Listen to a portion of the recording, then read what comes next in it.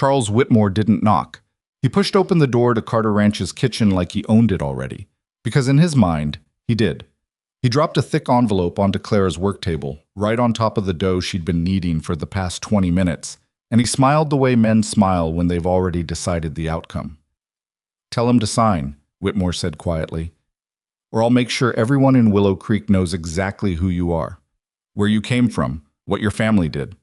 Clara's hands went still. She looked at the envelope. She looked at him. And for one moment, just one, the old fear came crawling back up her throat like smoke. Then she picked up the envelope, held it out, and said, "Get out of my kitchen." He laughed. He actually laughed. That was the moment Clara Whitfield understood. This wasn't going to end quietly. If you've ever been told your past makes you worthless, stay with me, because this story is for you. Before we go any further, if this is your first time here, please subscribe and turn on notifications so you never miss a story like this one. Hit that like button and drop a comment telling me what city or country you're watching from. I want to see exactly how far this story travels. Now let's go back to where it all started. The bus from Billings came in 40 minutes late, which Clara had expected, because things in her life rarely arrived on time or in good shape. She stepped off onto the gravel shoulder of Route 12 with a suitcase that had a broken wheel, a canvas bag hanging off one shoulder, and her mother's recipe book tucked under her arm like it was the only thing worth protecting, which, at that particular moment in her life, it was. Willow Creek, Montana, looked exactly the way the man at the employment office in Billings had described it: small, quiet, and slightly suspicious of strangers. 2 gas stations, a feed store, a diner with a handwritten sign in the window that said "Pie Today," like that was news. Clara stood on the shoulder of that road for a moment and just breathed in the cold air, which smelled like pine and distant cattle, and something she could only describe as the kind of quiet that comes after something has already gone wrong. She was 34 years old. She had $11 in her coat pocket, a list of 4 references she hoped nobody would call too closely, and a job interview at Carter Ranch in 2 hours. She started walking. The employment office had been pretty clear about a few things. Carter Ranch was one of the largest cattle operations in that part of the state. It had been running successfully for over 2 decades. The owner, William Carter, was known as a hard man.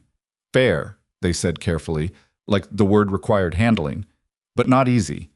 His wife had died 7 years ago. Since then, the household had gone through 6 cooks in 4 years. The last one had lasted 11 days before walking off without notice. "What happened to her?" Clara had asked. The man at the desk had looked at his papers. It just wasn't a good fit. Clara had let that go. She was good at letting things go. It was almost the only skill she had left after the last 3 years. She arrived at the ranch gate 20 minutes early, which she figured was the right amount of early. Not desperate, not casual. The gate was iron, tall, and the kind of thing a man puts up when he wants people to know they're entering his territory. A hand-painted sign hung from it, letters so weathered you had to look twice. Carter Ranch, private property. She pushed it open herself. Nobody came to greet her. The walk up to the main house was long enough to give her time to notice things. The fences were well maintained. The outbuildings were organized. The equipment near the barn was old but clearly cared for. This was a working ranch, not for show, not for tourism, not for the kind of gentleman who bought land and then hired other men to actually live on it. This was the real thing. But the house itself told a different story. The porch had a board missing near the steps. The window boxes on the ground floor were empty. Not recently empty, but long empty. The kind of empty that happens when nobody remembers they were ever supposed to have flowers. The front door needed paint. Not desperately, but noticeably. The way a man's face needs a shave not because he's homeless, but because he stopped caring about the mirror. Clara noted all of this without judgment. She was a woman who paid attention to what was neglected, because in her experience, neglect was always the most honest thing about a place. She knocked on the door. A long pause. Then footsteps. Heavy, deliberate. The walk of someone who doesn't hurry because they've decided a long time ago that the world can wait for them. The door opened. William Carter was taller than she expected, which she hadn't particularly expected anything, but still. He had the kind of build that came from actual physical work rather than any vanity about it. Wide across the shoulders, thick in the hands. His hair was going gray at the temples. He was probably 50, maybe a little past it. His face was not unkind exactly, But it was closed, the way a house is closed when all the windows are shut and the curtains are drawn. He looked at her for 1 second, just one. "You're the cook," he said. Not a question. "Clara Whitfield," she said, and put out her hand. He shook it, briefly. "Come in." The inside of the house confirmed what the outside had suggested. Everything functional was in order. The floors were swept. The furniture was solid. Nothing was broken that needed fixing for practical reasons. But there was no warmth in it, no color, no sign that anyone had made a decision about this space that wasn't purely practical. The curtains were beige. The walls were bare except for one framed photograph near the staircase. A woman, younger than Clara, laughing at something just outside the frame, her hand raised like she was about to push whoever was taking the picture. Clara didn't stare, but she saw. William led her to the kitchen without conversation. He pushed open the door and stood back so she could go in first. Clara went in and stopped. The kitchen was large, genuinely large, built for feeding a crew of working men, but it had the same quality as the rest of the house. Everything was where it needed to be. Nothing was where it wanted to be. The stove was black iron and clearly original to the house and had the potential to be magnificent. The counter space was generous. There was a real larder, which she hadn't expected, and through a narrow back door she could see what had once been a kitchen garden, now mostly gone to weeds and late-season dead stalks. She walked to the stove and put her hand on it, cold. She opened the larder.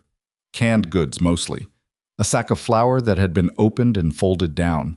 Coffee. Salt. The basics, but just barely. "How many men are you feeding?" she asked without turning around. 8 ranch hands, William said from the doorway. "Plus myself when I'm here for meals, breakfast at 5:30, lunch packed or delivered to the field depending on the season, dinner at 6. "Do the men eat together?" A pause. "They used to." She turned around at that. "What happened?" William's expression didn't change, but something behind it shifted, like a door that almost opened and then didn't. "The last cook preferred to leave plates at the bunkhouse door." Clara looked at him steadily. "I don't leave plates at doors." Something passed across his face. She couldn't name it. "The pay is $40 a month, room and board included.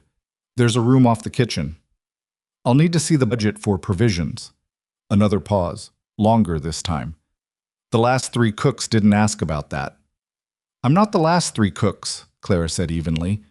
William Carter looked at her the way a man looks at something unexpected that he isn't sure yet whether to be annoyed by or not.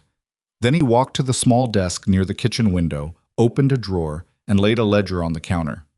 "Help yourself," he said, and left. Clara sat down at the kitchen table with the ledger and her mother's recipe book and a stub of pencil she dug from the bottom of her canvas bag, and she started making notes. She was still making notes an hour later when a knock came at the back door. She opened it to find a man somewhere north of 60 with a face like a topographical map and eyes that were doing a very direct and unashamed assessment of her. "Jesse Pruitt," he said. "I run the day crew." "Clara Whitfield, I cook." He looked past her into the kitchen. "You taking the job then?" "I haven't been offered it formally yet." Jesse made a sound that wasn't quite a laugh. "Carter doesn't do formally. He showed you the ledger?" "Yes." "Then you got the job." He pushed his hat back on his head. "Last woman he showed that ledger to, she took one look and left. Said it wasn't worth her time for what he was spending on food." Clara glanced back at the ledger. "She wasn't wrong about the budget." "No," Jesse agreed, "but she was wrong about a lot of other things." He paused. "Dinner at 6. Boys will be in from the south pasture around 5:45. They're going to be skeptical of you." "Most people are," Clara said. Jesse studied her for a moment longer. Then he nodded once, a small nod, the kind a man gives when he's decided to withhold final judgment but not give it against you, and walked away. Clara closed the door, looked at the stove, looked at the larder, looked at the dead garden through the back window, and then she rolled up her sleeves and started. She had exactly 4 hours until dinner. The first thing she did was light the stove, which took 3 tries because the draft was wrong. The flue had been banked at the wrong angle, which meant whoever had been cooking here last either didn't know what they were doing or didn't care. She fixed the flue, got the fire going properly, and felt the stove begin to wake up under her hands like something that had been asleep a long time. Then she took inventory.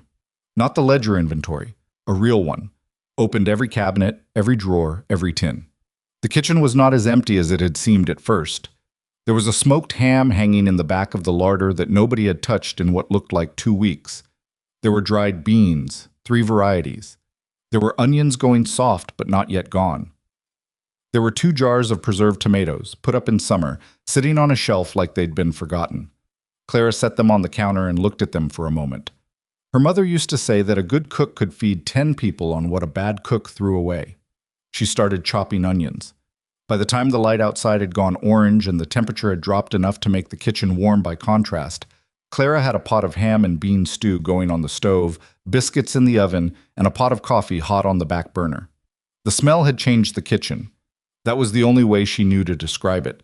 The smell changed the room, made it feel like somewhere people might want to be, rather than just somewhere they needed to pass through. She heard them before she saw them. Boots on the porch steps, the murmur of men's voices, the scrape of the door.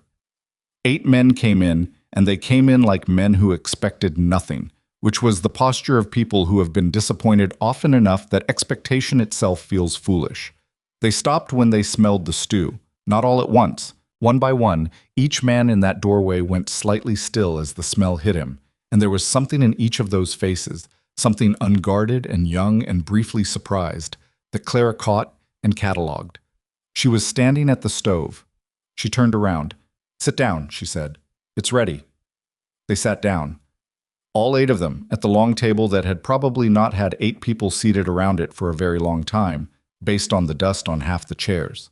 Clara served them. She didn't hover. She didn't ask if they liked it. She put the pot on a trivet in the middle of the table, set the biscuits down, poured coffee, and then stepped back to the stove to give them room. For the first 30 seconds, nobody said anything, just the sound of spoons. Then a young man, 19, maybe 20, with a badly healed cut above one eyebrow and the kind of thin face that comes from growing too fast, looked up and said, "This is good." He said it like he was genuinely surprised, like he hadn't expected food to taste like this. "Thank you," Clara said. "Peter," Jesse said from the end of the table, not looking up from his bowl. It wasn't a reprimand exactly, more like an introduction. "Peter," Clara repeated, and the young man, Peter, went slightly red and looked back at his bowl. The meal continued. Slowly the silence became something different. Not the silence of people who had nothing to say, but the silence of people who were comfortable enough not to need to fill it. Clara cleaned the stove while they ate. She wasn't watching them, but she was listening, and she heard the things she always listened for, the pace of spoons. When people ate fast, they were hungry. When they slowed down, they were starting to enjoy it. When they slowed all the way down and kept going back for more, something else was happening, something that wasn't just about hunger. They slowed down. She was washing the first pot when she heard the door from the main house open quietly. She didn't turn around. She heard the sound of someone stopping at the entrance to the kitchen. She heard, after a long pause, the sound of someone picking up a bowl from the stack she'd left near the door, and the sound of the ladle in the pot. Then silence. Then footsteps retreating back through the door. Jesse caught her eye from across the room. He looked at the door, then back at her, and gave her the same small nod he'd given at the back door earlier. She turned back to her washing. That night, in the narrow room off the kitchen that smelled like pine boards and old soap, Clara unpacked her suitcase. It didn't take long. 3 dresses, 2 aprons, 1 pair of boots, her notebook, her pencil case, and her mother's recipe book, which she set on the small table beside the cot and looked at for a long moment before she turned out the lamp. Through the thin wall, she could hear the kitchen settling, the tick of the cooling stove, the soft movement of the house in the night wind. Outside, somewhere far across the pasture, a coyote called once and didn't call again. Clara lay on her back in the dark and looked at the ceiling and did the things she always did in new places. She listed what she knew. She knew she had the job, formally or not. She knew the stove needed a proper cleaning. She knew the garden could be salvaged if she started on it before the first hard freeze. She knew Jesse Pruitt was not a man who gave trust easily, but wasn't opposed to the idea of it. She knew William Carter had eaten her food tonight, quietly, alone, in the hallway between his house and the kitchen. And she knew that whatever was locked up inside that man, it had cracked open just slightly when the smell of the stew reached him. She knew her own history was following her the way it always did, patient, unhurried, waiting for the right moment to arrive. She knew that right moment would arrive here too. It always did. What she didn't know yet was the name of the man who had been watching the ranch from the road that afternoon, sitting in a black automobile with the engine idling. She hadn't seen him clearly. She'd only caught the glint of his watch in the low sun as she walked up the lane. She would learn his name soon enough. For now, she closed her eyes, and for the first time in longer than she could precisely remember, she slept through the night. The next morning, she was up at 4:30. The kitchen was cold when she came into it, the fire down to ash and coals. She rebuilt it the right way, the way her mother had taught her, small and certain at first, then larger once it had a hold. And while the stove came back up to temperature, she went to the back door and looked at the kitchen garden in the early dark. It was worse than she'd thought, actually. Whatever had been planted here, and you could see the ghost of it, the rows, the trellises fallen sideways, hadn't been tended in at least 2 seasons. The soil was hard where it should have been turned, but the bones were good. The structure was there, under the neglect. She went back inside. By 5 o'clock she had oatmeal going, thick and real, with dried apples she'd found in a tin that she wasn't entirely sure anyone had noticed. She had bacon in a pan. She had coffee, strong, the kind that meant business. She had biscuits, again because 8 working men in Montana in October needed biscuits. This was not a situation that permitted compromise. At 5:25, Peter appeared in the kitchen doorway, clearly not expecting anyone to be there yet, and stopped short when he saw her. "Sit down," she said without looking up from the stove. He sat. She slid a bowl of oatmeal in front of him, then went back to the bacon. She didn't ask him how he took his coffee. She poured it black and put it down, and when he reached for the sugar without asking, she slid the sugar bowl toward him before his hand got there. He looked at her. "How do you know?" he asked. "You're 20, she said. "Men under 25 take sugar in their coffee unless somebody's told them not to." Peter thought about this. How old does a man have to be before he stops? "Depends on the man," Clara said. "Some of them never do. They just stop admitting it." He laughed, a short, unguarded sound, and then looked slightly embarrassed about it, and Clara kept her face straight because she understood that 17-year-old dignity, even when the face attached to it, was trying to pass for 20. The other men filtered in over the next 10 minutes. By 5:35, all 8 were seated, and the kitchen was loud in a way it probably hadn't been for years. The specific loud of men who are fed and warm and slightly surprised to be both at the same time. Clara stood at the stove and listened to it and felt something small and specific loosen in her chest. She did not examine that feeling too closely. Not yet. She had learned, the hard way and more than once, that the first warmth you felt in a new place was the most dangerous kind, because it made you want to stay before you decided whether staying was safe. She was here for the job. That was all. She was here for the job. At 6:15, after the men had gone out and the kitchen was hers again, William Carter came through the door from the main house. He was in his work clothes, not dressed for the office or for guests, but for a day on the ranch day. And he stopped when he saw that the kitchen was already cleaned up, the pots washed, the table wiped, the stove banked properly for midday. He looked around the kitchen like a man re-entering a room that has changed while he wasn't watching. "Breakfast was adequate," he said. Clara looked at him over the dish she was drying. "I'll improve it tomorrow." His eyebrows moved, just slightly. "That wasn't a complaint." "I know," she said. "It was still adequate. Tomorrow will be better." William Carter stood in the doorway of his own kitchen and looked at this woman who had arrived the day before with one suitcase and an old book, and something in his face did the thing it had done with the stew the night before, that almost opening. Then he turned and walked out. Clara finished drying the dish, hung the towel, and opened her notebook to the page where she'd started her list. Flu angle, fixed, garden, this week. Smokehouse, ask Jesse. Budget, renegotiate. She paused, then wrote one more line at the bottom. Don't get comfortable. She underlined it twice. 3 days later, she renegotiated the food budget. William said no the first time. She showed him the numbers, what he was spending versus what she could produce if given proper provisions. And he said no again, but in a slightly different tone.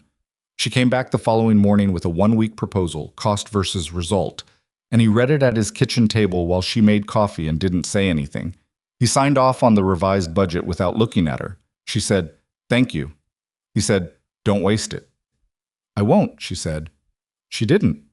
Within 2 weeks, the kitchen garden had been cleared and, it being too late in the season for planting, properly turned, mulched, and prepared for spring. The smokehouse, which Jesse explained had not been used in 3 years because the last cook didn't know how, and before that, they hadn't had a cook worth the title, had been cleaned out, rehung with new hooks, and was currently in the process of being reintroduced to its actual purpose. The bunkhouse, which had previously gotten cold plates pushed through the door, now had a table with a bench, because Clara had found 2 long planks in the barn and asked Jesse if anyone minded, and Jesse had looked at her and said, "Nobody's going to mind," in the tone of a man who had been minding the previous arrangement for years and said nothing. Peter ate at that table every night with the expression of someone who has been given something and isn't sure if it's going to be taken away again. Clara noticed. She didn't say anything about it, but she noticed. What she also noticed, every few days, was the black automobile that sat on the road at the end of the ranch lane. It never came all the way up. It never stayed long. But it was there, and it was watching, and on the 3rd time she saw it, she mentioned it to Jesse. Jesse went still. Then he said carefully, "That's probably Whitmore." "Who's Whitmore?" Jesse looked at her the way people look when they're deciding how much to tell you and whether you'll be around long enough for it to matter. "A landman, he said finally. "He's been after Carter's east pasture for 2 years. Carter's not selling." Clara looked at the road. The car was gone now. "Why does he sit at the end of the lane?" she asked. "Because Carter won't let him pass the gate," Jesse said. "And because a man like Whitmore thinks if he sits somewhere long enough, eventually you'll come to him." Clara looked at the road a moment longer. Then she went back inside. She wrote the name in her notebook that night, at the bottom of a page, separate from her other notes. Whitmore. She didn't know why yet. Only that the feeling she had standing at the gate watching that black car was not a new feeling. She had felt it before, years ago, standing outside her father's house in the rain, watching a different kind of man sit in a different kind of car. And she knew what that feeling meant. It meant the quiet wouldn't last. The name sat in Clara's notebook for 3 days before she added anything next to it. She wasn't a woman who rushed to conclusions. That was a luxury she'd learned she couldn't afford. Not after what happened in Butte, not after Billings, not after the long and grinding year before she'd found herself standing at a bus stop with $11 and a broken suitcase wheel. Rushing to conclusions was what people did when they felt safe enough to be wrong. Clara hadn't felt that safe in a long time. But she watched. That was the thing about Clara Whitfield that most people didn't understand until it was too late. She watched everything, all the time, with the particular attention of someone who had learned that danger doesn't announce itself. It arrives quietly, wearing the face of something ordinary. Whitmore's car came back on a Tuesday, then again on Thursday. Always at the same time, late afternoon, just before the light went flat and gray, and always at the same spot on the road, far enough from the gate to claim innocence but close enough to be seen. Clara started noting it in her book. Date, time, duration. It was a habit her father had taught her when she was 11 years old, and she hadn't yet understood why it mattered. She understood now. On the Friday of her 3rd week at Carter Ranch, she was in the kitchen garden turning the last of the dead growth into the soil when she heard voices near the front gate. She didn't stop working, she just listened. One voice was William's, low, controlled, with the particular flatness of a man working hard to keep something capped down. The other voice was smooth in a way that had nothing to do with kindness. Smooth the way river ice is smooth, clean on the surface, treacherous underneath. Clara straightened up, brushed her hands on her apron, and walked around the side of the house just far enough to see. The man standing at the gate was not what she'd expected from the silhouette in the black automobile. He was shorter than William by 2 or 3 inches, and he had the build of a man who had once been physically powerful and had since directed all that energy into other kinds of force. I was somewhere in his mid-50s, with silver hair combed back from a wide forehead and a suit that was expensive enough to be conspicuous in Willow Creek without being quite foolish about it. He was smiling. He was always smiling, she would later understand. It was the kind of smile that didn't require anything to be funny. "I'm not asking you to decide today," the man was saying. "I'm asking you to think about it. That's all. Just think." "I've thought about it," William said. "For 2 years I've thought about it. The answer is the same." William. The man put his hand on the gate, not grabbing it, just resting it there, the way you rest your hand on something to indicate possession without technically making a claim. That east pasture is sitting idle half the year. I could make it productive. I could make it valuable to the whole county. This is bigger than just your ranch. Everything's bigger than just my ranch when somebody else wants a piece of it, William said. The man's smile didn't flicker. I'll leave the offer on the table. It won't stay there forever. I know, William said. That's usually when the other kind of pressure starts. A pause. Something moved through the other man's face. Not anger exactly, more like a calculation being briefly visible. I don't know what you mean by that. Yes, you do, William said. Good afternoon, Whitmore. He turned and walked back up the lane. Whitmore stood at the gate for a moment longer, and in that moment, before he put the smile back in place, Clara saw his face plain. She had seen that face before. Not his specifically. She had never met this man, but she had seen what was behind it. The particular look of a man who has decided that an obstacle is temporary and is already making plans for its removal. She went back to the garden. That night, after dinner, Jesse stayed behind when the other men left. He sat at the end of the kitchen table with a coffee cup he wasn't really drinking from and watched Clara clean up with the expression of a man who has something to say and is working out how to say it without saying too much. Clara waited him out. She was good at waiting. He talked to Carter again today, Jesse said finally. I saw, Clara said. Jesse looked up. From the garden? I moved around to the side of the house. Jesse turned the coffee cup in his hands. Whitmore's been at that pasture for 2 years. Before that, it was a different piece of land, Collins' family, over near the river. They held out for a while. He paused. They sold. Clara folded the dish towel over the oven rail. Did they want to? They wanted to eat, Jesse said. There were problems. Legal things, mostly. A dispute about water rights that came out of nowhere. Liens. The kind of trouble that's expensive to fight. He looked at his cup. Whitmore has a lawyer named Reeves. Man's got a gift for making problems appear right where they're most inconvenient. Clara sat down across from Jesse. Why are you telling me this? She asked. Jesse was quiet for a moment. Because you're paying attention, he said. And because Carter doesn't have anybody in that house paying attention. He's got good men out here, but good men on a cattle operation are thinking about cattle. They're not thinking about the other thing. The other thing, Clara repeated. The way a man like Whitmore moves, Jesse said, it's not like a fight. It's not something you can see coming and brace for. It's more like... He stopped, searching. It's like when water gets under a foundation. You don't know it's there until something shifts. Clara looked at her notebook, which was sitting on the counter where she'd left it. My father had a farm, she said. It was the first time she'd volunteered anything personal to anyone on this ranch. And she said it carefully, the way you test ice. Eastern Colorado. Good land. He worked it for 30 years. She paused. A man came. Different name, same kind of man. There was a dispute about a property line that my father was certain he was right about, because he was right.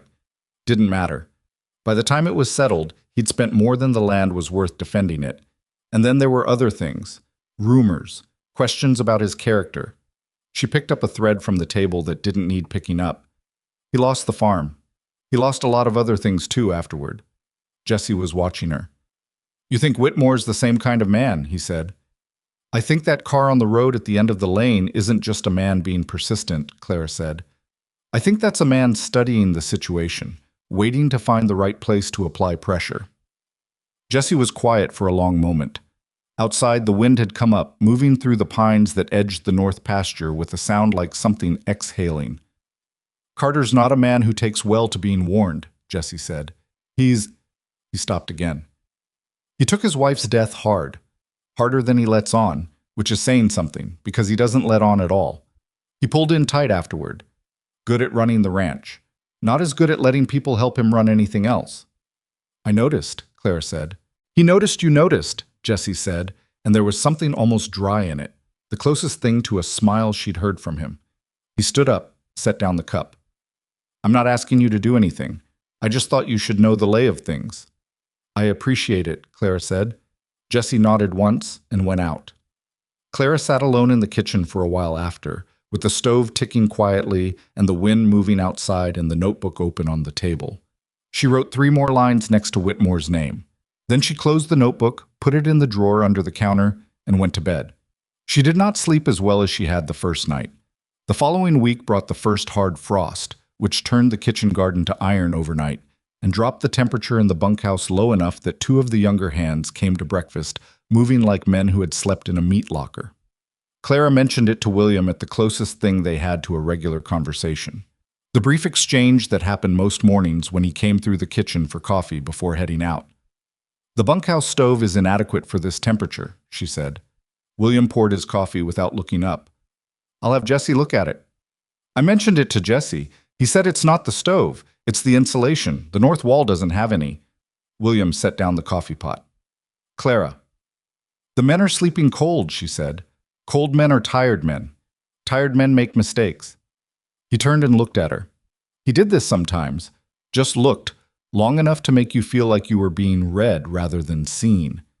Clara had started to understand that it wasn't hostility, exactly. It was the look of a man who was accustomed to people wanting something from him and was always trying to determine what that was before they said it. "You've been here 4 weeks," he said. "I know," she said. "And in 4 weeks I've learned your men work hard, and your ranch runs well, and the one thing that isn't running well is the human side of it." She said it the way she said most difficult things, without apology, but also without aggression, just plain. "The north wall of the bunkhouse. That's all I'm saying." William picked up his coffee. "I'll have it looked at by end of week," he said, and walked out. Clara looked at the door for a moment, then she went back to the stove. By end of week, 2 men from the lumberyard in Willow Creek came out and spent a day and a half on the bunkhouse north wall. Peter, who had spent the previous 2 mornings eating breakfast with the look of someone conserving body heat, came into the kitchen on the Friday night looking like a different person entirely. "It's warm in there," he said, like he wasn't sure it was real. "It should be warm," Clara said. "You sleep in it." Peter sat down at the kitchen table. He'd taken to doing this in the evenings sometimes, just sitting, not asking for anything. And Clara had learned not to make a production of it because the moment you acknowledged it, he got embarrassed and left. She slid a cup of coffee toward him and went back to what she was doing. "Can I ask you something?" he said. "You can ask," Clara said. "Why do you stay?" "Here, I mean, this job." He turned the cup in his hands the way Jesse had, which made Clara think it was probably a ranch hand thing, something to do with the hands. "I heard the man at the feed store say nobody stays at Carter Ranch. That it's—" He stopped. "Go ahead," Clara said. "That it's a dead place," Peter said, "since Mrs. Carter died." Clara was quiet for a moment, measuring flower by feel the way her mother had taught her. "Do you think it's a dead place?" she asked. Peter looked around the kitchen, warm, lit, smelling of the apple cake Clara had made from dried apples and the last of the summer's preserved fruit, sitting on the counter because the men had started drifting in after dinner for a slice if it was there. "No," he said. "Not anymore." "There you go," Clara said. Peter was quiet for a moment, then, "Where'd you come from before here?" "Billings, most recently." "Before that?" "A few places." He accepted that with the incuriosity of someone who understood that adults' pasts were their own business. "Do you have family?" Clara set down the measuring cup. It was the question she always waited for in new places, because it always came, and because her answer was always the same, and always cost her something. "My mother passed when I was 19, she said. "My father is— We're not in contact." She paused. "I have the recipe book. That's my family." Peter looked at the worn book on the counter. "My mother had one of those," he said. "She died 2 years ago. I don't know where the book went." Clara looked at him, this thin-faced boy with the badly healed cut and the too big coat he hadn't grown into yet, and felt the specific ache of someone who recognizes a wound because they have the same one in the same place. "What was her best recipe?" Clara asked. He thought about it. "Cornbread with honey butter," he said. "She made it every Sunday." Clara turned back to her work. "I don't have her recipe," she said, "but I have a version. Come Sunday, I'll make it." Peter didn't say anything, but he also didn't leave for another hour, and when he finally got up, he said goodnight in a voice that was trying very hard to be casual and was not quite managing it. Clara washed the dishes in the quiet kitchen and thought about her father. She didn't let herself do it often. Thinking about John Whitfield was like pressing on a bruise, informative and unpleasant in equal measure. She knew where he was. She hadn't spoken to him in 4 years since the last time she'd gone back to what remained of things, and found only a man sitting in someone else's kitchen who didn't quite look at her straight, the way people who have been humiliated can't quite look at the people who saw it happen. She had written him 3 times since. He had not written back. She dried the dishes. The trouble started, really started, not just the car at the end of the lane kind of started, on a Wednesday in November, 5 weeks into her time at Carter Ranch. It started at the feed store. Claire had gone to Willow Creek with Jesse in the truck to arrange the next month's provisions, which she now did herself because the feed store owner, a practical man named Gartner, had figured out after 2 visits that she knew exactly what she wanted and didn't need to be talked into the more expensive option. She was going over the order with Gartner when she became aware that the 2 women at the far end of the counter had gone slightly quiet in the specific way that meant they were listening while pretending not to. She didn't look up from the order form. She heard her name. She heard it in a question. The woman at Carter Ranch? And then she heard something else, something about a family and something about Colorado, and the phrase, "you know what they say," which is always followed by nothing good. Clara finished the order. She thanked Gartner. She walked out. In the truck, Jesse looked at her face and didn't say anything for a full minute. "You heard," he said finally. "Some of it." "It's Whitmore," Jesse said. It wasn't a guess. "He started talking last week. Nothing specific, just questions, asking around about your people, where you came from." Clara looked out the window at the town passing by. The diner, the gas station, the small library with the hand-lettered hours on the door. "What are people saying?" she asked. Jesse's jaw worked. "Nothing solid. That's the thing about Whitmore. He doesn't say things. He asks things. Wasn't there something about a Whitfield family in Colorado? Didn't I hear something about that? He plants seeds. Lets other people grow them." Claire's hands were folded in her lap. She looked at them. "My father was accused of fraud," she said. She'd never said it out loud to anyone at the ranch, and the words had the specific weight of things that have been carried a long time in silence. By a man who wanted his land. The accusation was never proven because there was nothing to prove, but by the time it was dropped, the damage was done. That's what Whitmore found. Jesse was quiet. "Is it going to be a problem for Carter?" she asked. "It could be," Jesse said. He said it honestly, which she appreciated. "People around here respect Carter. He's got a reputation for choosing good people. If they start thinking he's been fooled or that he's got somebody with a..." He stopped. "With a history," Clara said. "With a complicated history," Jesse said carefully. "It could give Whitmore leverage, not with Carter directly, maybe, but with the community. And Carter does business with this community." Clara looked at the road ahead. "I should tell him," she said. It wasn't a question. "Yes," Jesse said. "You should." That night, after dinner, Clara waited until the kitchen was empty and then went through the door into the main house for the first time since her arrival. She'd always waited at the kitchen threshold, always let William come to her. She knocked on the study door. "Come in," William said, and then looked up from his desk and was briefly, visibly, surprised to see it was her. The study was the most honest room in the house. His desk was buried under papers, but they were organized papers, filed in stacks, labeled, not neglected. The walls had maps on them, of the ranch, of the county, of the state, marked with pencil notes. There was a glass with 2 fingers of whiskey and a book face down beside it, which told her he'd been reading before he switched to paperwork. The room smelled like leather and cedar, and something that might have been pipe tobacco from decades ago, left in the walls. On the corner of the desk, half hidden behind a stack of ledgers, was a small photograph in a plain frame. The same woman from the staircase, but different. This one showed her sitting on a fence rail with her boots off, and her face turned away from the camera, laughing at something nobody else in the frame knew about. Clara looked away from it. "I need to talk to you about something," she said. William leaned back in his chair. He had the look of a man who has trained himself to receive information without reacting to it before he's finished hearing it. "Sit down." She sat. And then, because she had never found a way to begin difficult things that didn't involve just beginning them, she said, "My name is Clara Whitfield. My father is John Whitfield. He farmed land in Beasley County, Colorado for 30 years. 7 years ago, a man named Douglas Fenn accused him of filing fraudulent deed records in a property dispute.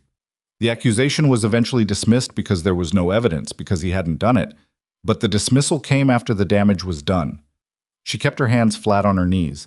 Fenn wanted the land. He didn't get it through the accusation, but he got it anyway. 18 months later, when my father had no money left and no reputation left and nowhere else to go. She paused. I've been moving since then. Not hiding, exactly. Just moving. And I think Charles Whitmore is starting to ask questions about my family, and I think he intends to use what he finds against this ranch and against you. William hadn't moved. He was watching her with that reading look, and in the silence, Clara heard the clock on the study wall and the sound of the wind and the distant low sound of cattle somewhere in the north pasture. How do you know it's Whitmore, Necht? He asked. Jesse told me what he's been saying in town, and because I know the pattern, I've seen it. She met his eyes. I should have told you about my family's history before now. I didn't because I didn't know if it was relevant. I'm telling you now because it is. William was quiet for a long moment. Did you do anything wrong? He said. No, she said. Did your father? No, she said. I was a slow, careful, honest man, and that's exactly why he was easy to destroy. He believed in process. He believed if he was right, the right thing would happen eventually. She paused. It didn't. William looked at her. He looked at his desk. He picked up the whiskey glass and put it back down without drinking from it. Whitmore had my neighbor Collins tied up in water rights litigation for 8 months, he said. He used a lawyer named Reeves. Cost Collins more than the land would have sold for. Collins sold for half what it was worth just to be done with it. His voice was level, recounting it the way you recount a fact about the weather. I've been watching him do it to other people for 2 years. I just didn't think he'd come at me through... He stopped. Through the kitchen, Clara said quietly. The corner of William's mouth moved, just slightly. There and gone. Through the people on my property, he said. Clara looked at her hands. If you want me to go, I'll understand. I don't want to bring this kind of trouble to your door. I didn't hire you to not bring trouble, William said. Trouble was already here. He picked up the whiskey this time and actually drank it. The question is what to do about it. Clara looked up. What do you know about his other land deals, she said. The other families he's pressured, is there anything documented? William frowned. Some. Collins kept records of the legal filings. There was another family before Collins, the Merricks, over near Lander County. They left the state after, I don't know if anyone knows where they ended up. If Whitmore is doing this systematically, Clara said, there will be a pattern. Names, dates, tactics. The same lawyer. The same kinds of pressure applied in the same order. She paused. My father's lawyer, the one who eventually got the accusation dismissed, said that the only thing that would have saved him was earlier, if 3 or 4 other families had come forward at the same time. One person he could discredit. 3 or 4 he couldn't. William looked at her across the desk. You've been thinking about this, he said. Since the first time I saw that car on the road, Clara said. He turned the empty glass in his fingers. Outside, the wind moved through the eaves with a sound like something old and patient settling further into itself. What would you need? He asked. Clara thought about it. Access to whatever records Collins has, and time, and the chance to write a few letters to the county seat. William set down the glass. I can get you the Collins records. The rest, he looked at her. The rest you'll do on your own time, I assume, since none of this is technically your job. No, Clara said. It's not. Right, he said. And then after a moment, Clara. She looked up. Thank you, he said, for telling me. She nodded once, stood up, and went back through the door to the kitchen. She stood at the kitchen counter in the dark for a while, not turning the lamp on, letting her eyes adjust. The stove was banked for the night, barely warm. Outside, the frost was coming again, settling over the pastures and the garden and the pines. She felt something she didn't have an immediate name for. It wasn't relief. She'd expected William to hear her out. She'd read him well enough for that. It was something adjacent to it, something like being held level, being looked at without flinching. She hadn't had that in a long time. She turned on the lamp, opened her notebook, and started writing. Over the following 2 weeks, the rumors in town got worse, because that's what rumors do when they're not immediately squashed. Clara heard them second and third hand, from Peter, who heard them from a boy at the feed store, from Jesse, who heard them from a man at the grain elevator. Once, briefly and painfully, from Gartner himself, who had the decency to look uncomfortable delivering the information and who she suspected was telling her specifically because he didn't believe a word of it. The rumors had evolved from questions into statements. The Whitfield family in Colorado, something about records, something about a claim that turned out to be false. People said these things with the authority of people who had heard them from someone who had heard them from someone, which in a town like Willow Creek was the highest form of citation. Clara kept her head down and kept cooking and kept writing letters in the evenings. She wrote to the county clerk in Beasley County, Colorado. She wrote to a former neighbor of her father's named Abe Cordell, who had been there for all of it and whom she trusted. She wrote to the lawyer, an older man now, probably retired, who had handled her father's case. She asked specific questions, and she waited. William said nothing about the rumors to her directly, but she noticed in those 2 weeks that he began arriving in the kitchen for his morning coffee slightly earlier than before and staying slightly longer. He didn't engage her in conversations exactly. He stood at the kitchen counter with his cup and looked out the window at the frost on the garden, and sometimes she spoke and sometimes she didn't, and sometimes he responded and sometimes he just stood there in the early quiet of the kitchen like a man who had forgotten that a room could be this kind of quiet, not empty, but settled. She made cornbread on Sunday, with honey butter on the side. Peter ate 3 pieces and didn't say anything about it, which was exactly the right response, and Clara didn't bring up his mother, and that was the right thing too. It was Jesse who told her about the meeting. "Whitmore's organizing something," Jesse said on a Thursday evening, sitting at the kitchen table in his by-now familiar end-of-day position with the coffee cup going cool. "A gathering, County Community Hall, 2 weeks out, ostensibly about the proposed road expansion along the river. That's been a point of argument for a year, but people are saying Whitmore's going to use it for other business." Clara looked up from her notebook. "What other business?" Jesse met her eyes. "You, specifically. Your family and the Colorado situation. He's been building up to something public." He paused. "He wants to do it in front of the community. Make it harder for Carter to stand behind you when there are witnesses." Clara closed the notebook. She was quiet for a moment. The stove ticked. Outside, the temperature was dropping the way it did in November, fast and certain, with no sentiment about it. "How long do I have?" she asked. 2 weeks, Jesse said. "Give or take." She nodded.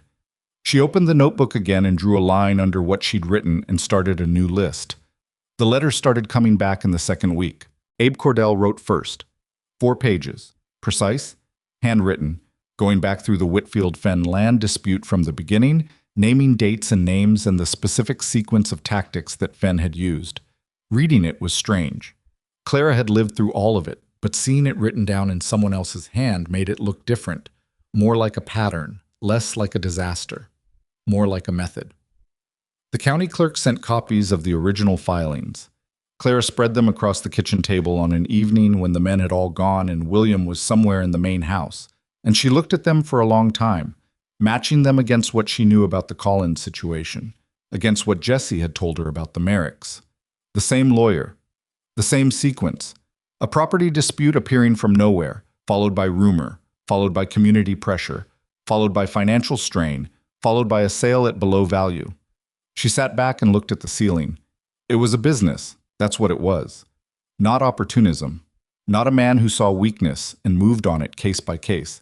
A deliberate, repeated method. A system for manufacturing desperation. She heard footsteps in the hall, and then the kitchen door opened and William stood there in his coat, still cold from being outside, and he saw her at the table surrounded by papers, and he came in without asking. He looked at the spread of documents. He didn't touch them. He looked at them the way he looked at maps on his study wall, with the attention of someone assessing terrain. "What's all this?" he said. "Evidence," Clara said, "or the beginning of it." He pulled out the chair across from her and sat down, which he had never done in the kitchen before, in any of the weeks she'd been here. He always stood in the doorway, always stayed at the margins of the room. He sat down and he looked at the papers, and Clara started explaining. She talked for almost an hour. William listened and he asked questions, precise, practical questions, the kind that came from someone who understood legal and financial structures, which she hadn't quite expected. And she answered them, and occasionally he reached forward and turned a document so he could read it more clearly. And by the end, they had the papers sorted into 3 stacks in a rough order of usefulness. It was past 10 o'clock. The kitchen was warm from the stove Clara had fed absently during the conversation. "There's a lawyer in the county seat," William said. "Randolph Cates. He's handled things for me before. He's not cheap, but he's good and he doesn't like Whitmore. They had a disagreement over a contract 6 years ago that Whitmore still hasn't forgiven." "Do you think he'd look at this?" Clara asked. "I think," William said carefully, "that a man who has been waiting for 6 years to have a legitimate reason to go after Charles Whitmore would look at this with great interest." Clara looked at the stacks of papers. "There's still the community meeting," she said, "in 10 days. Whatever Whitmore's planning to do there, he's going to do it before we have time to get Cates involved properly." William nodded. He didn't look away from the papers. "Then we'd better move fast," he said. Clara looked at him. This closed, quiet man who had stood in his own kitchen doorway for weeks, like someone standing at the edge of a room they weren't sure they were allowed to enter anymore. And she thought about what Jesse had said. He took his wife's death hard. He pulled in tight. He wasn't tight right now. I was leaning forward over a kitchen table covered in documents, his coat still on, his coffee going cold, and his face had the look it got sometimes in the early mornings at the kitchen window. Not open exactly, but not shut either. Something in between. Something that wasn't grief but that existed in the same neighborhood as it, and was slowly, carefully, beginning to consider other addresses. Clara gathered the papers into an order and began making a clean list of what they had and what they still needed. The clock on the kitchen wall moved past 10:30. Neither of them commented on the hour. They kept working. They worked until past midnight that first night, and by the end of it, the kitchen table looked like something between a law office and a war room. Papers sorted, cross-referenced, held down at the corners by a coffee cup, a salt shaker, and a boot knife that William had apparently been carrying in his coat pocket without either of them mentioning it. Clara made a master list in her cleanest handwriting. What they had, what it proved, what gaps remained, what they still needed. William read it over her shoulder when she finished and didn't say anything for a long moment. "That's thorough," he said finally. "My father taught me to write things down," Clara said. "He said memory is unreliable and paper is honest." William straightened up. He wasn't wrong. He left through the main house door a few minutes later, and Clara put the papers in a careful order and set them in the drawer under the counter. Her drawer now, the one that held her notebook and her pencil case and 3 letters from Abe Cordell. And she washed the coffee cups and turned off the lamp and went to bed. She lay in the dark and ran the list through her head one more time, not because she'd forgotten anything, but because that's what her mind did when it was worried. It cataloged, it checked, it went back to the beginning and started again. 10 days until the community meeting. She was up at 4:15 the next morning. The day she drove to the county seat with William was a Friday, 8 days before the meeting, and it was the first time she'd been in an automobile with him for more than 5 minutes. The drive was an hour and 40 minutes on roads that in November were hard-packed and pale with frost, and occasionally suggested by their surface that they were planning to become something worse. William drove the way he did most things, with complete attention and without commentary. Clara sat in the passenger seat with the organized file of documents on her lap and looked at the landscape going by, which at this time of year was the color of old wheat and iron gray, and the occasional stark black line of a tree that had lost everything. They'd been driving for 40 minutes before William said anything. "I called Cates last night," he said. "He'll see us." "What did you tell him?" "Enough," William said. "He knows Whitmore's involved. He started paying attention immediately." Clara nodded. She looked at the documents in her hands, the copies, because she'd kept the originals in a second envelope back in her drawer, a habit she'd learned from her father in the time before the habit had been too late to help him. "Can I ask you something?" she said. "You can ask." "Why haven't you sold to him in 2 years?" She wasn't looking at him, just at the road ahead. Not the principle of it, the practical reason. Most people, after 2 years of pressure, find a reason. William was quiet for a moment. The truck's engine had a sound she'd come to know over the past weeks. A specific note it hit on long grades, a minor vibration at certain speeds. "My wife picked that pasture," he said. It came out without ceremony, which somehow made it heavier. She went out there the first week after we bought the property and walked the whole thing in the rain and came back and said that was the part of the land that mattered most. She couldn't say exactly why. He paused. She was right about most things. She was right about that. The east pasture is the best grass on the property, best drainage, best shelter from the north wind. The cattle know it. They move there on their own, given the choice. Clara looked at the road. "I'm sorry," she said. "Not about the pasture." "I know," he said. "Not about the pasture either." They drove the rest of the way without talking much, which was all right. It was a different kind of quiet from the kitchen quiet. Less settled, more like two people sitting with something they'd acknowledged without being ready to examine. Randolph Cates had an office above a hardware store in the county seat that smelled powerfully of both law and linseed oil, and he was a small, compact man in his mid-60s with a white mustache and the eyes of someone who had been lied to professionally for 40 years and had developed an almost physical sensitivity to the particular quality of the truth. He shook William's hand, shook Clara's hand, looked at the documents she laid on his desk, and then looked at her. "Where did you get these?" he said. "A neighbor who was present for the original Whitfield Fen dispute in Colorado," Clara said, "and the county clerk in Beasley County." "And the Colorado connection to Whitmore is what exactly?" Kate said. "Not Whitmore directly," Clara said. "The same method, the same sequence of tactics. A different man, same approach. I believe Whitmore learned it, borrowed it, or arrived at it independently, but the result is the same template applied in the same order to 3 separate properties that I can document." Cates picked up the Collins file. "Read it. Put it down." Picked up the Beasley County documents. "Read them more slowly. Put them down too." "Who else knows you have these?" he said. "Jesse Pruitt at Carter Ranch," Clara said. "William. Abe Cordell in Colorado, who helped me collect the information." Cates looked at William. "She put this together herself?" "In about 2 weeks," William said, "while running my kitchen." Cates looked back at Clara with an expression she'd learned to read on men of a certain age and profession. The expression of someone revising their initial assessment upward and trying not to show how much. "The community meeting," Cates said. 10 days. 8, Clara said. "Now." "He's going to try to do this publicly," Cates said, and it wasn't a question. "He's been building to it for weeks," Clara said. "The rumors in town have been getting more specific. He'll want an audience." Cates leaned back in his chair and looked at the ceiling for a moment. "If he goes after you publicly with this Colorado business, there are 2 ways to handle it. You can respond to it, which puts you in the position of defending yourself, which is always the weaker position. Or," he looked at her, "you can get ahead of it." "Tell it first," Clara said. "Tell it completely, accurately, and in your own words before he has a chance to tell it in his," Kate said. "It's not a guarantee, but a crowd that hears something first tends to hold that version."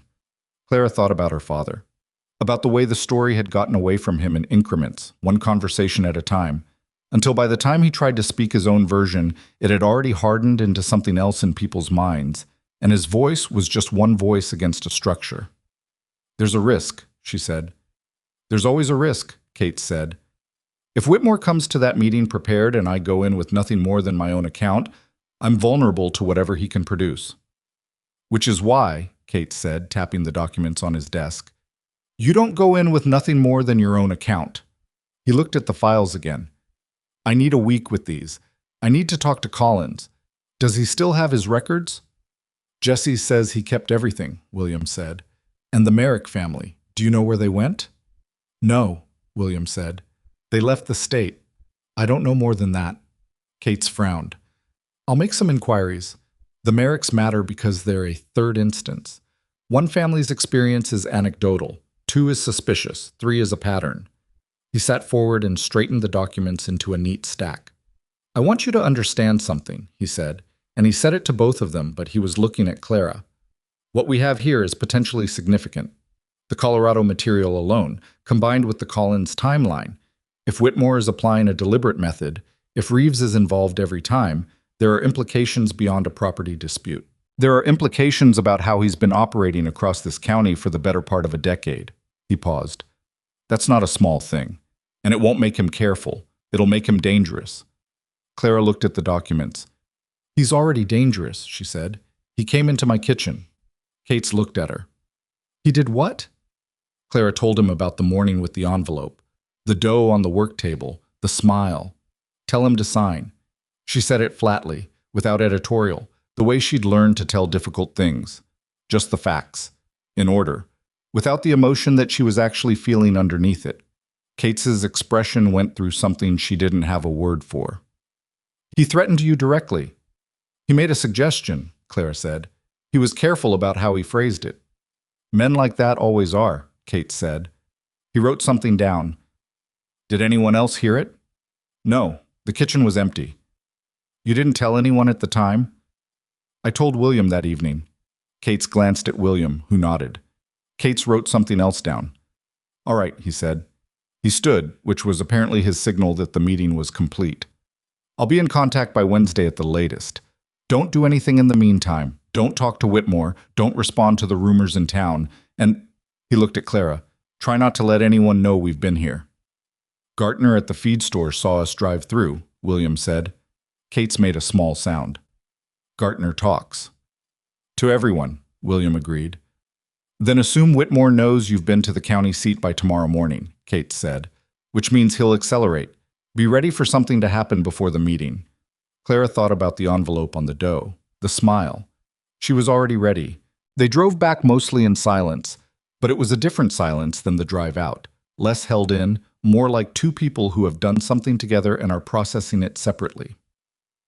The sun had gone flat and low by the time they were back on Route 12, turning the frost on the fields to a cold bronze. You handled yourself well in there, William said, somewhere outside of Willow Creek. Kate's is a fair man, Clara said. He is. He's also not a man who's easy to impress. William kept his eyes on the road. He was impressed. Clara looked at the road ahead. I'm not trying to impress anyone. I know, William said. That's what's impressive. She didn't respond to that. There wasn't a right response, and she'd learned not to fill silences just because they were there. What she said, after a moment, was, My father would have liked Kate's. William glanced over, just briefly. Tell me about him, he said. Your father. Clara was quiet for a moment. She looked at the road. He was a slow man, she said. Not slow in the mind, slow in the manner. He thought about things for a long time before he said them. He planted in straight rows. He kept every receipt he'd ever received in a box under the kitchen counter in order by year. She paused. He believed that if you were careful and honest and thorough, that was enough. That the world was mostly organized to reward those things. He was wrong, William said, not unkindly. He was wrong, Clara agreed, but he wasn't wrong about the careful and honest and thorough part. He was just wrong about what it was enough for. William drove. The light got flatter and colder. My wife was like that, he said. She believed in the fundamental decency of people. She wasn't naive. She knew bad things happened, but she had this... He stopped, reworked it. She had this position that most people, given the real choice, chose decently. She argued it better than I could argue against it. Did she ever have reason to reconsider? Clara asked. No, William said. She died before she had reason to. Clara looked at her hands in her lap.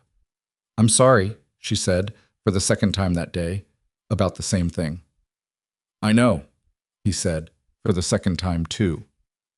They came into Willow Creek just as the streetlights were coming on, the two of them, which was 3 on the main street, and drove through without stopping and out the other side onto the ranch road, and by the time they reached the gate, the sky had gone dark and the temperature had dropped another 8 degrees, and somewhere in the pines a branch cracked with the cold. The following 3 days were quiet, in the way that weather is quiet before it changes. Clara kept her routine. Early mornings, breakfast at 5:30, the kitchen garden which she walked every day now, even though there was nothing growing, out of habit, and because walking it gave her time to think. She wrote 2 more letters, one to Abe Cordell asking for anything else he remembered about the Fenn situation, one to the Beasley County Courthouse asking a specific question about the timing of the original deed filing. She cooked. She kept the stove going right. She made Peter's cornbread again on Sunday because he'd mentioned it to one of the other hands, and 3 of them had showed up in the kitchen Saturday evening looking hopefully at the counter, which she had chosen to find funny. Jessie noticed her quietness. You all right? He said on Monday evening. I'm fine, she said. I'm thinking. About the meeting? About what comes before it, she said. Kate said to expect something. Jesse nodded slowly. Whitmore was in town again yesterday, at the diner. He had lunch with Pastor Mills and Councilman Hart. Clara kept her face neutral. What do you make of that? Mills has a lot of community trust, Jesse said carefully. Hart has the chair at the county planning committee. If Whitmore's having lunch with both of them 3 days after you and Carter drove to the county seat, he's building support for what he's going to say at the meeting, Clara said. Or building a structure so that whatever he says lands in prepared ground, Jesse said. Clara looked at the floor. Jesse, is there anything about my father's situation that you've heard in town that I don't know about yet? Anything Whitmore's version includes that I haven't accounted for? Jesse was quiet for a moment that was slightly too long. Jesse, Clara said. He looked at his hands. There's a version going around that the Whitfield family had connections to the man who accused them, that the accusation wasn't entirely without basis, that there was something about money, a payment that didn't go right. Clara went still. That's not true, she said. Her voice came out flat and contained, and she worked to keep it that way. I know that, Jesse said. I'm telling you what's being said. Where did that version come from? I don't know the source. I heard it from a man at the grain elevator who heard it from someone at the county planning office. He paused. County planning office is where Hart's people work. Clara stood up. She walked to the window and stood there looking at the dark outside. The frost was heavy tonight, white on the fence rails and the dead garden beds. The payment version. She knew exactly where that had come from and why. There had been a payment, a legitimate one, a loan her father had taken from a neighbor to cover legal costs, repaid in full, that Fenn's lawyer had tried to characterize as something else. It had been dismissed. But dismissed things have a way of resurfacing when someone wants them to.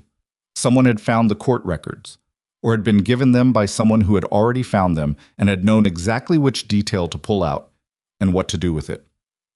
All right, Clara said. She turned around. All right. She went to the drawer and took out her notebook and sat down and started writing. Jesse watched her. What are you doing? Writing down everything about that payment, Clara said. Every detail. The loan, the terms, the repayment date, the neighbor's name, the dismissed characterization, the date it was dismissed and by whom. She kept writing. If he's going to use it, I need to be able to answer it without having to search my memory in front of a room full of people. Jesse was quiet for a moment. You're going to speak at the meeting. Yes, Clara said. Carter know that? Not yet. Jesse was quiet again. Then, he'll want to. I know, Clara said. I'll tell him tonight. She told him that night, and his response was not what she expected, which she'd stopped expecting to predict William Carter's responses about 2 weeks prior. Good, he said. He said it simply, without qualifying it or expanding on it. Clara looked at him. You're not going to argue against it? Why would I argue against it? Because it's a risk, she said. If it doesn't go well, we're in the same position we'd be in if you didn't speak, William said, except we'd have passed up the chance to control the narrative. He was sitting at the kitchen table again, which had by now become a thing he did, coming through in the evenings, sitting down, not always talking, but being present in the kitchen in a way he clearly hadn't been for years. My wife used to say that the worst thing you can do when someone's about to tell a lie about you is be quiet. She said silence reads as confirmation. She was right about that too, Clara said. She was right about most things, William said, and there was a quality to his voice when he said it. Not grief exactly, not anymore. Something that had processed itself into something else, something quieter and more permanent. Clara set down her pencil.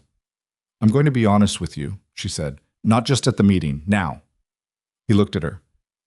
I don't know how this ends, she said. I know what I want to be able to prove, and I know what Kate thinks is possible, and I know what we have in those files. But I've also seen how a room full of people can decide about a person before anyone has spoken a word, just based on who walked in the door with whom and who sat where. She paused. I've seen it done to my father. I don't think he could have done anything differently. I've gone back through it 100 times, and I think sometimes the preparation isn't enough. William was watching her. I'm telling you that because you deserve honesty, she said. Not hope-shaped honesty, actual honesty. I know, William said. He didn't look away.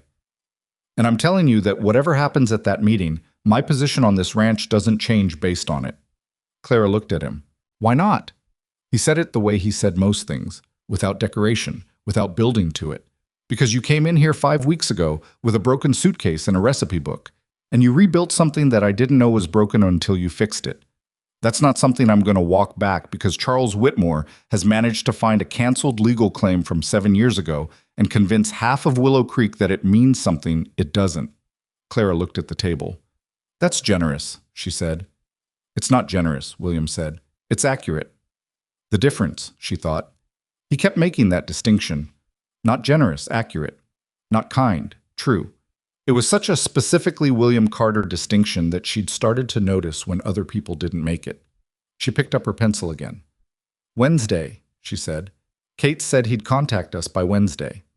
He'll call in the morning, William said. He's an early riser. Kate's called at 7:15 Wednesday morning, while Clara was in the middle of the breakfast rush, and the kitchen was at its loudest.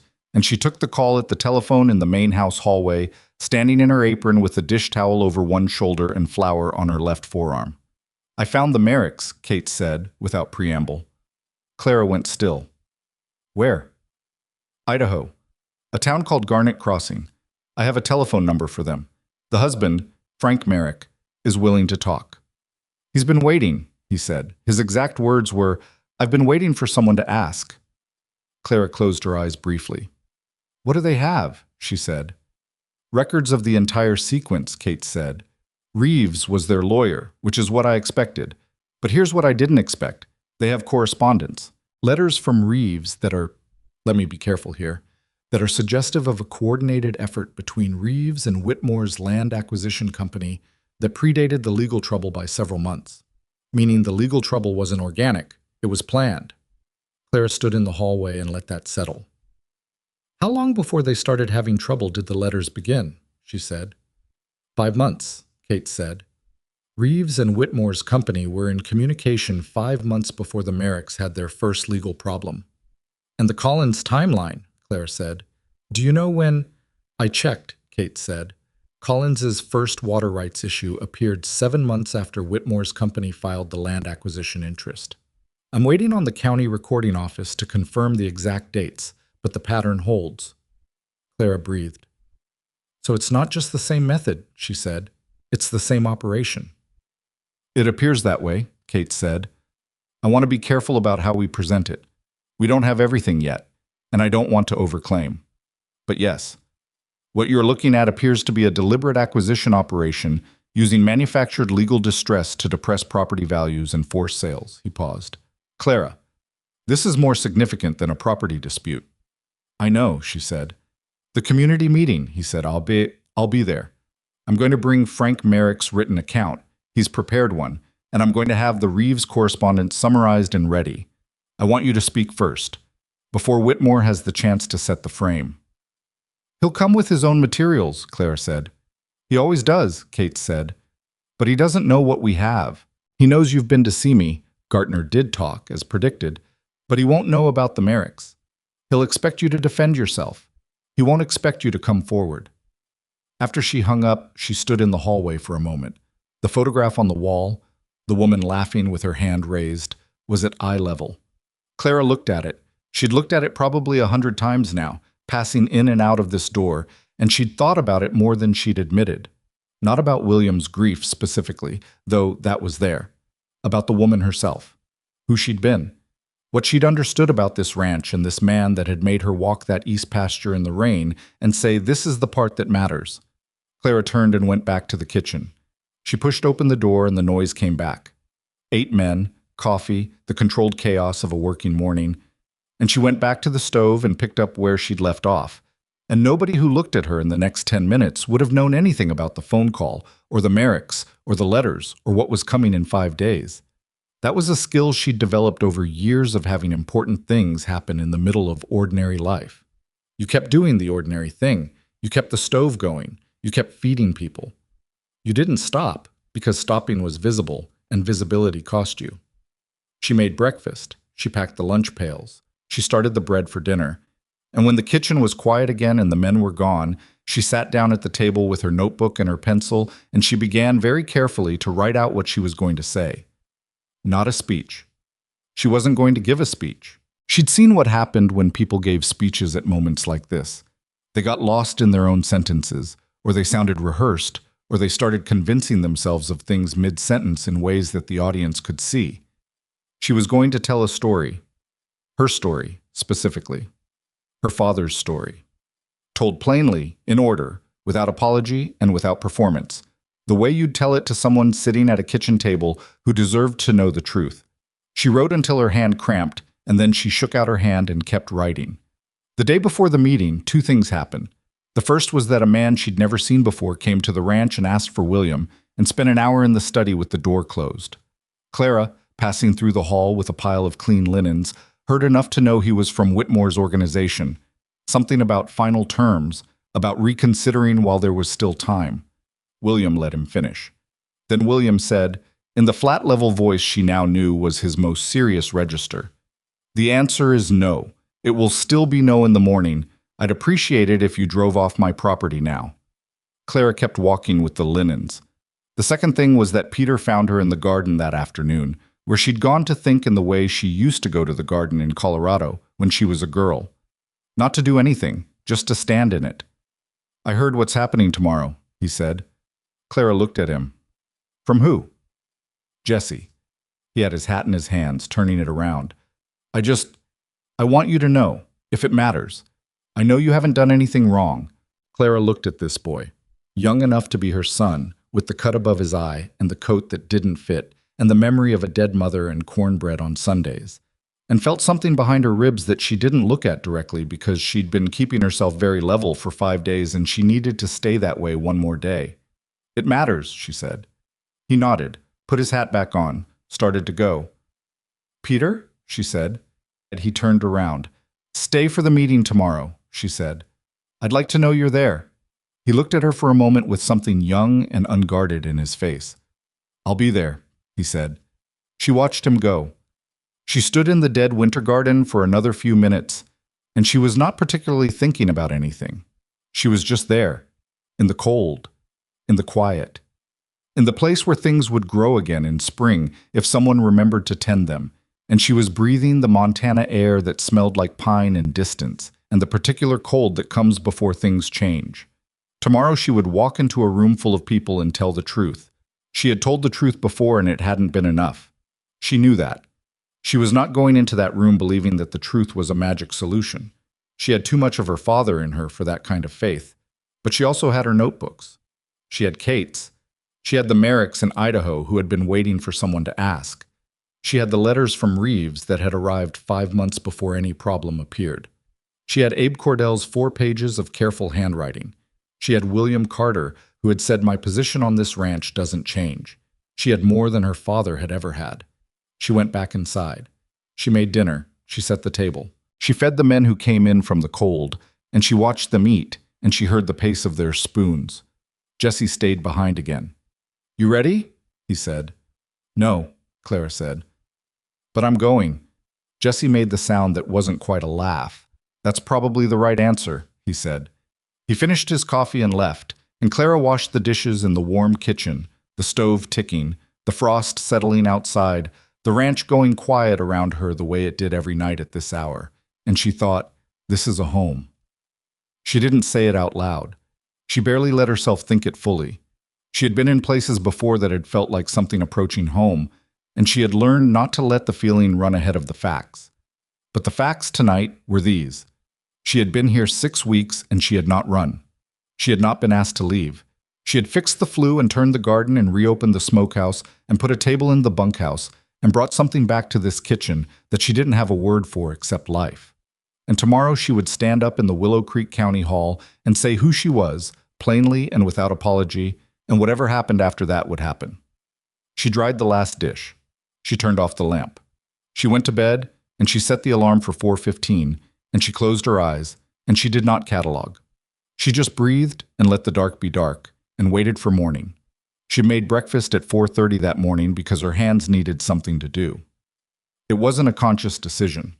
The alarm went off at 4:15 and she got up and dressed and went to the kitchen, and before she'd thought about it, she had the stove going and the oats on and the bacon in the pan. The kitchen filled with smell and warmth and the particular morning sound of a house beginning to wake around her, and Clara stood at the stove and kept her mind on the food and not on the day. The men came in earlier than usual. She didn't know if they knew. Jesse might have said something, or Peter, but they came in quieter than normal, and they sat down without the usual morning jostling, and they ate without complaint about anything, which for 8 ranch hands on a cold November morning was its own kind of statement. Jesse ate without looking up. When he finished, he pushed back his chair and said, "To the table generally, we'll all be in town by 6:30. He didn't say why. He didn't need to. 3 of the other men nodded. 2 more said nothing but nodded. The youngest, a boy named Hal, who had been at the ranch 4 months and kept mostly to himself, looked at Clara for the first time since arriving and said, "I've never been to one of these county meetings." "Not much to them usually," said the man beside him, an older hand named Roy. "But this one will be different." Clara slid more biscuits onto the table and said nothing. William came down at 5, which was earlier than his usual 6. He was dressed for town, not formally, but with the specific intentionality of someone who has thought about what they're wearing and why.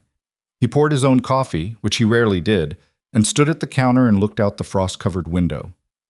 "Kate's will be there by 7, he said, without turning around. "I know," Clara said. "He says the Merrick document runs 4 pages. He's had it copied." "Good." A pause. William turned around. He looked at her the way he'd been looking at her lately, directly, without the door at the margins quality he'd had when she first arrived, but also without anything she could precisely name, because whatever it was existed in the category of things William Carter experienced rather than expressed. "How are you?" he said. It was such an un-William question that she almost laughed. Not unkindly, just the surprise of it. "I'm functional," she said. "Ask me again tonight." He almost smiled. It was the closest thing to it she'd seen from him, and it appeared and vanished fast enough that she wasn't certain she hadn't imagined it. "Fair enough," he said, and took his coffee to the study. Clara finished the kitchen. She washed the pots, wiped down the stove, covered the dough she'd set to rise for tonight's bread. She went to her room and changed into her good dress, gray wool, not new but clean and pressed, and her good coat and her boots that didn't have work mud on them. She looked at herself in the small mirror above the washstand. She looked like herself. That was all she could say about it. She looked tired and plain and exactly like a woman who had been up since 4:15 after 5 days of not sleeping especially well, and there was nothing to be done about any of that. She picked up her notebook from the table, put it in her coat pocket, and went out. The county community hall in Willow Creek had been built in 1923 and still looked like it. A square wooden building with a painted sign and a set of steps that the cold had been working on for decades. And a main room inside that smelled of pine boards and old coffee and the accumulated breath of every community argument that had been held there since the Coolidge administration. It held maybe 150 people when full. By the time Clara and William arrived at 6:50, it was close to full. She noticed things in the first 30 seconds that she filed away automatically. The people standing together near the windows were Collins and his wife, which she recognized from a photograph Jesse had once described. There were 3 men near the back she didn't know who had the look of men who arrived somewhere together and were trying not to appear to have arrived together. Pastor Mills was near the front, and he looked uncomfortable in the way of someone who has been told he's attending one kind of event and is beginning to suspect it's another kind. Councilman Hart had the chair, which she'd expected, and he had a prepared stack of papers in front of him and the expression of a man who has been given a script he hasn't fully read. Whitmore was at the far right, standing rather than seated, with a younger man beside him she didn't know, and Reeves, she identified Reeves by the briefcase and the suit and by the fact that he looked at her the moment she entered the room and immediately looked away, which was what lawyers did when they'd identified the opposing party. Kate's was already there, near the center, and he caught her eye and gave one small nod. He had a leather document case on the seat beside him. The room was full of noise, the specific noise of a community gathering that is supposed to be about a road expansion and has gradually understood that it is about something else. Clara could feel the temperature of it, not hostile exactly, more like a held breath. She and William took seats near the left side, mid-room. Jesse and the ranch hands filtered in over the next 10 minutes and arranged themselves behind and to the sides in the particular configuration of men who are not trying to look like backup, but are backup. Peter sat down directly behind Clara. He leaned forward and said very quietly, "I'm here." "I know," she said. Hart called the meeting to order at 7 o'clock. He started with the road expansion, because that was what was on the agenda, and he got through about 4 minutes of it before Whitmore raised his hand and said, smoothly, that he wondered if they might table the road question briefly for a matter of community concern. Hart said certainly, in the tone of a man who had been expecting exactly this. Clara watched Whitmore come to the front of the room. He moved well. She had to give him that. He moved like a man who was comfortable being at the front of rooms, who had spent decades practicing the particular art of being the calmest person in a space while the people around him were uncertain. He stood with his hands loose at his sides and looked around the room with the smile he always wore. And when he began talking, his voice was warm and measured and constructed to sound like concern. "I want to be careful about how I say this," he said, "because I have a great deal of respect for William Carter, and I have nothing but concern for the people in this community and the reputation of this county." He paused, letting the concern settle. "But I think we owe it to each other to be honest when questions arise. And some questions have arisen." He looked at Clara. Not a long look, just enough to point the room in her direction without appearing to. "I've been made aware of certain information about a recent hire at Carter Ranch," he said. "I want to be clear. I'm not making accusations. I'm raising questions. I think the community deserves to have those questions answered openly." He talked for 3 minutes. He was careful, the way Cates had predicted. He didn't say anything outright. He asked things. He said things like, "I've heard and some people have wondered, and the records in Beasley County, which are public record, raise certain..." He used the word character twice. He used the word trustworthy once, in the negative construction that was worse than simply saying untrustworthy. He talked about her father. He used the payment, the legitimate loan, the repaid money, and he described it in the voice of a man describing something regrettable. He shook his head once, slightly. The room was very quiet. Clara sat still through all of it. She had her hands in her lap and her notebook in her coat pocket, and she kept her face neutral with the specific practice of someone who had learned that any reaction visible from a distance would be interpreted as confirmation. When Whitmore stopped, there was the particular silence of a room that has just heard something and is deciding what to do with it. Hart said, clearing his throat, "I suppose we should hear from..." "I'd like to speak," Clara said. She said it clearly, not loudly, and she stood up as she said it, which meant the room had to orient toward her. Whitmore's expression didn't change, but his eyes did something, a brief recalculation, like a man adjusting his footing. Hart said, slightly surprised, "Of course. Please." Clara walked to the front of the room. She stood where Whitmore had stood, and she looked at the room. Not at Whitmore, not at Cates, not at William, at the room, at the faces of the people who lived in this county, ranchers and shopkeepers and farmers and their families, sitting in rows in a pine board building on a November morning because they'd been told something was worth showing up for. She took her notebook out and opened it, not to read from it, but to hold it, because her hands needed something and she wasn't going to pretend they didn't. "My name is Clara Whitfield," she said. "I've been the cook at Carter Ranch for 6 weeks. Before that, I was in Billings. Before that, other places. I'm going to tell you about my family because Mr. Whitmore was kind enough to raise the subject, and I'd rather tell you myself than let the questions do the work." A few people shifted in their seats. Good. Shifting meant attention. "My father is John Whitfield," she said. "He farmed in Beasley County, Colorado for 30 years. He was an honest man, a methodical, careful, unremarkable honest man who planted in straight rows and kept every receipt he'd ever received and believed that if you were right about something, being right was eventually enough." She paused. "He was wrong about that last part. 7 years ago, a man named Douglas Fenn accused him of filing fraudulent deed records. My father had done nothing of the kind. The accusation was eventually dismissed, completely and formally dismissed. But by the time it was dismissed, the process had cost my father his savings, his reputation in his community, and ultimately his land." She kept her voice level. "He sold it 18 months after the accusation for 1/3 of its value because there was nothing left to fight with."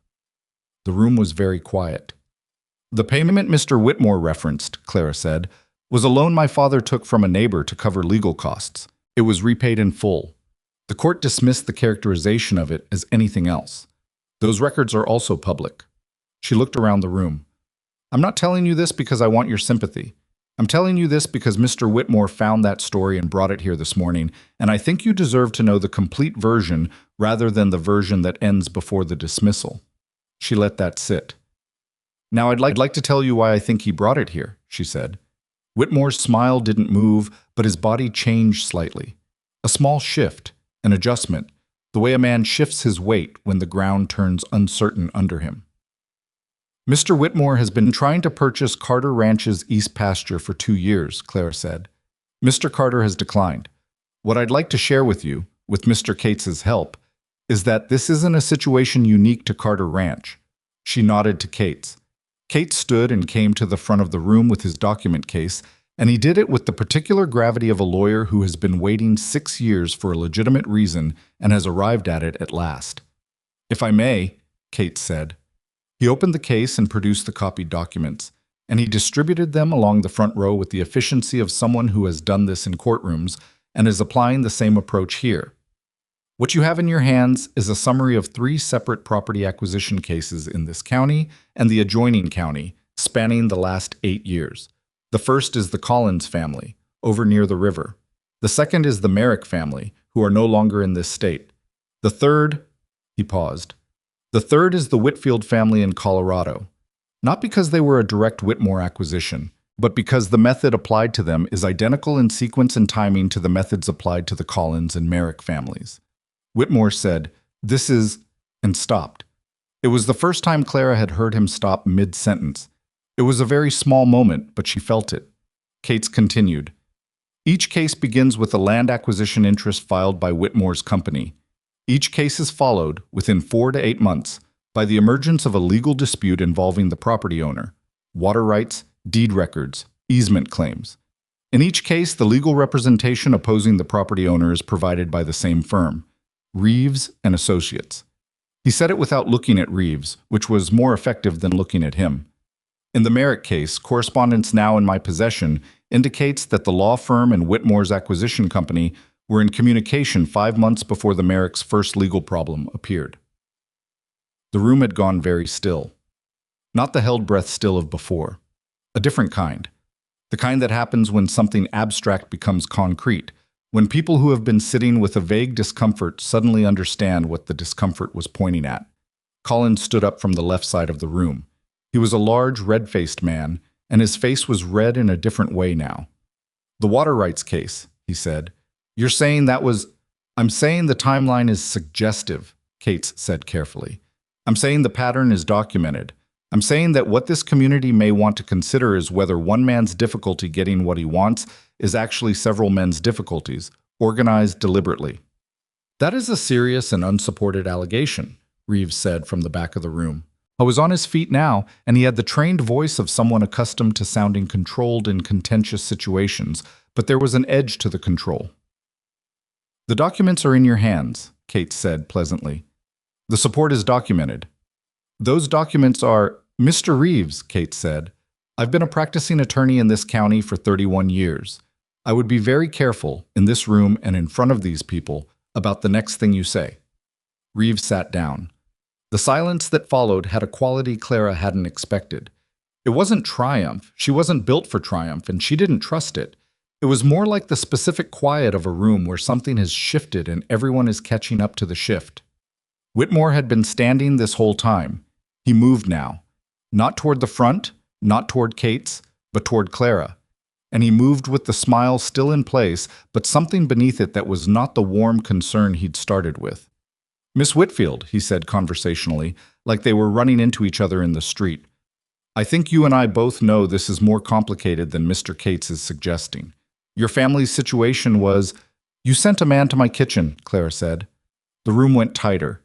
She hadn't planned to lead with it, but he was coming toward her with that smile and the conversational tone, and she'd had enough of the conversational tone.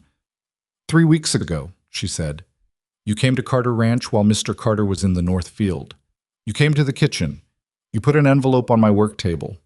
She looked at the room.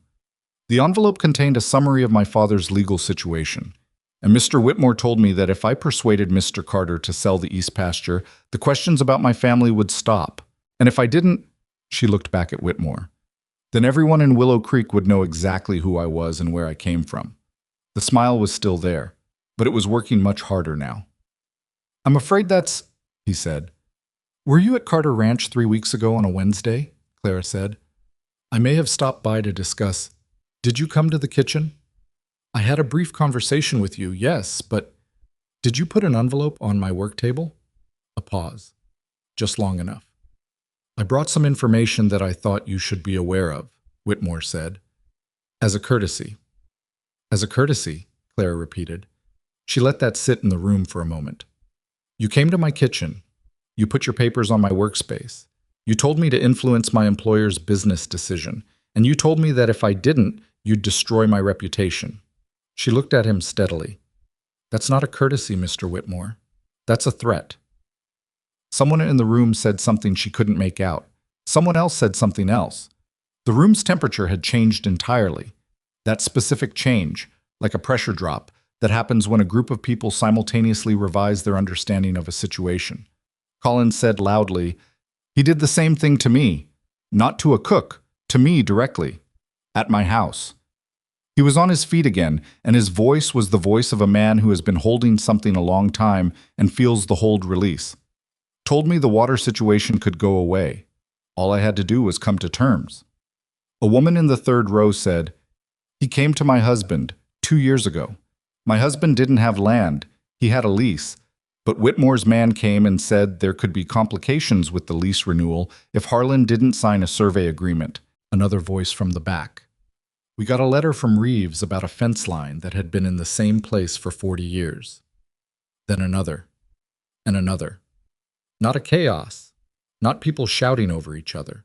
More like a tide, one voice at a time, each one a version of the same thing, the thing that had been sitting inside each person separately and was now visibly the same thing. Whitmore said, These are anecdotes. These are misunderstandings. And, Mr. Whitmore, Hart said. His voice had changed. He'd been a script reader at the start of the morning, and he was something else now. And whatever Whitmore had told him before the meeting, whatever arrangement had existed, it had not included this. I think you should sit down. I don't... Sit down, Hart said. Harder. Whitmore sat. The room kept talking for another 10 minutes, and during those 10 minutes, Clara stood to the side and let it happen. Cates was taking notes.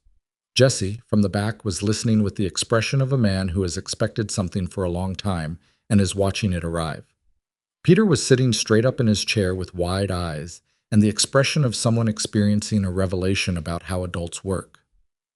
William had not moved from his seat. He had not spoken. He had sat with his arms folded and his face calm and looked at the front of the room, and occasionally he looked at Clara, and when he did, his face had the particular quality she'd come to recognize. Not the door opening, not the reading look, but something that existed in between and that she'd stopped trying to name because it seemed to exist outside of naming. When the room settled enough for Hart to call some kind of order, he looked at Whitmore and said, I think it's best if you leave. We'll continue this conversation without you. Whitmore looked around the room. He looked at the faces, one by one, with the smile finally gone, and what was under it was not rage. She'd expected rage, but something smaller and meaner than that. The look of a man recalculating, already 3 steps ahead, already deciding what came next. He picked up his coat. He said, to the room generally, You're making a significant mistake. He said it quietly, which was worse than if he'd said it loudly. Then he and Reeves left. The door closed. For a moment the room was completely silent. Then Collins let out a breath that was half laugh and half something too tired to be anything else. Well, he said. Well. Clara walked back to her seat. She sat down. Her hands were not entirely steady, and she put them in her lap and held them still there. William, beside her, said nothing, but his hand came down briefly on the armrest between them, close enough to hers that she could feel the warmth of it without it touching hers. And then he moved it back. It was such a small thing. She wasn't sure anyone else saw it. She held it in the way you hold small things when large things are happening all around you. Kate spoke for the next 20 minutes, and he was good at it.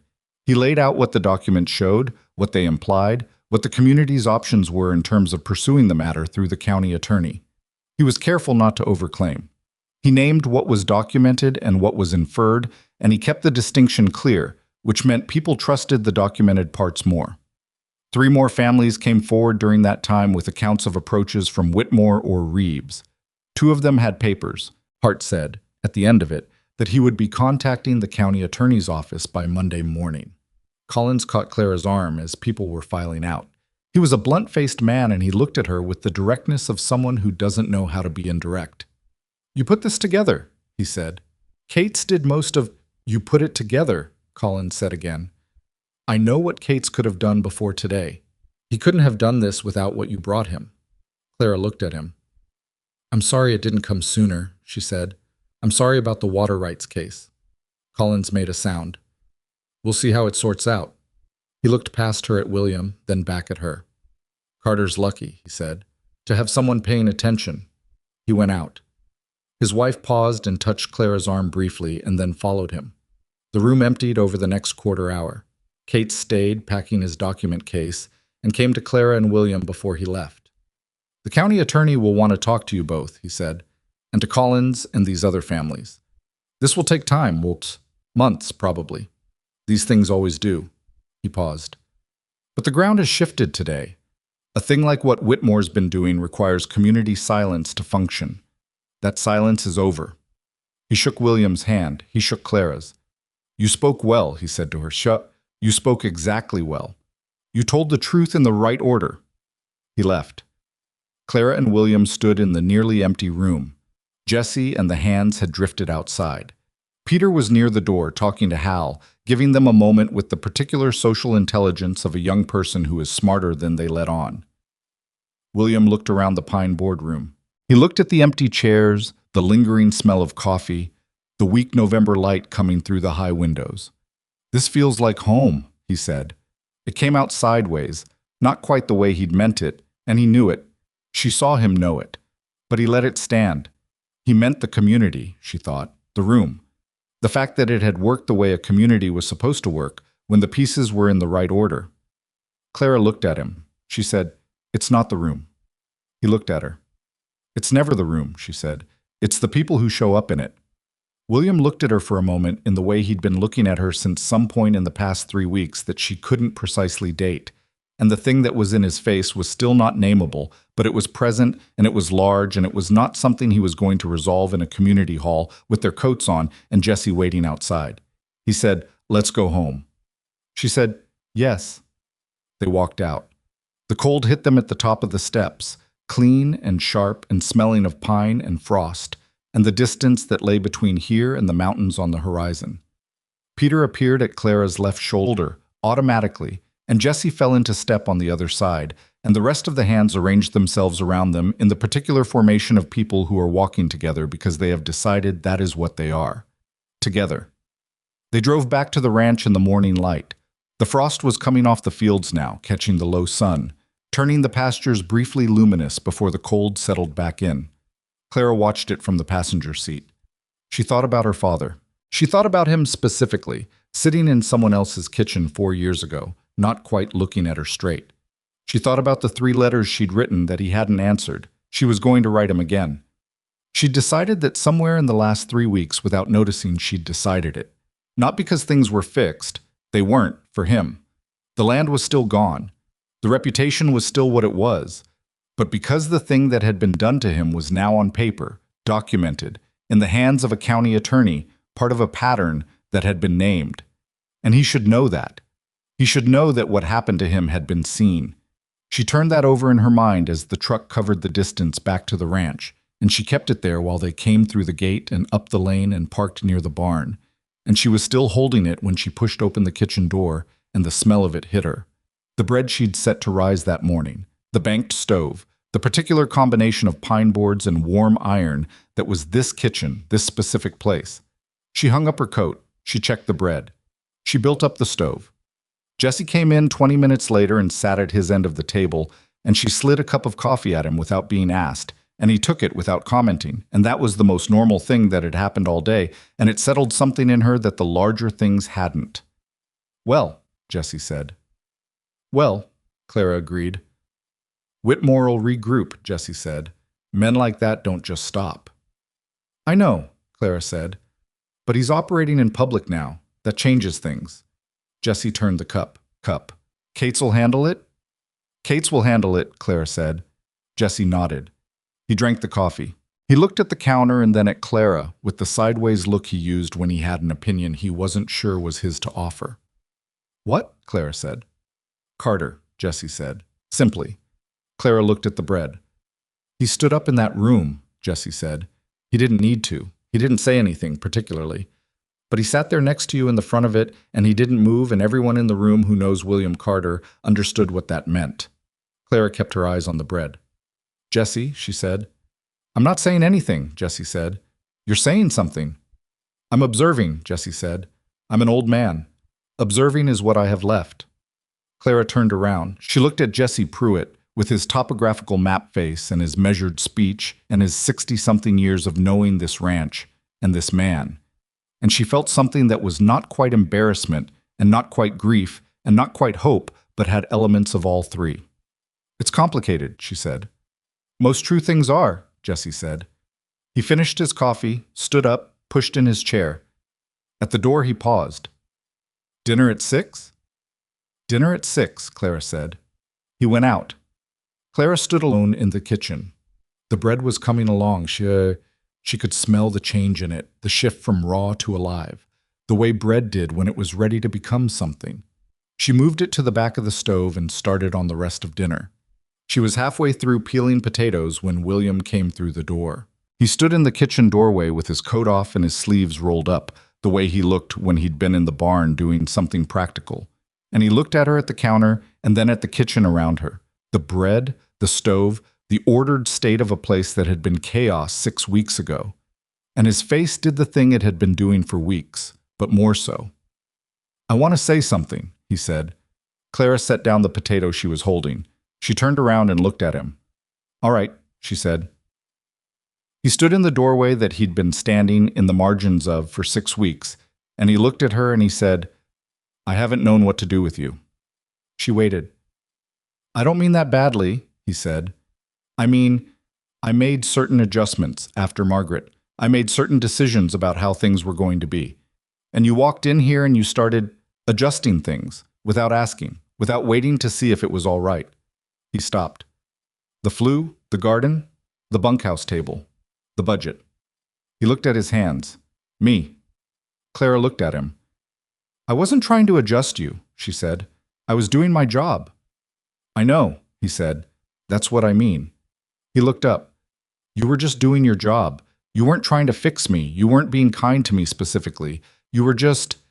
He stopped again, and she understood he was working around the edges of something he didn't have a clean word for. Present, she said. He looked at her.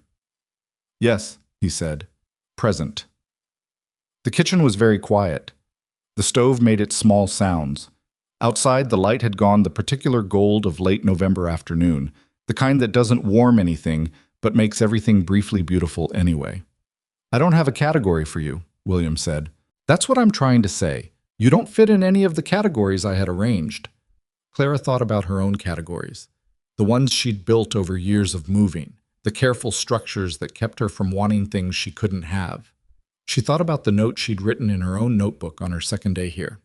Don't get comfortable. She'd underlined it twice.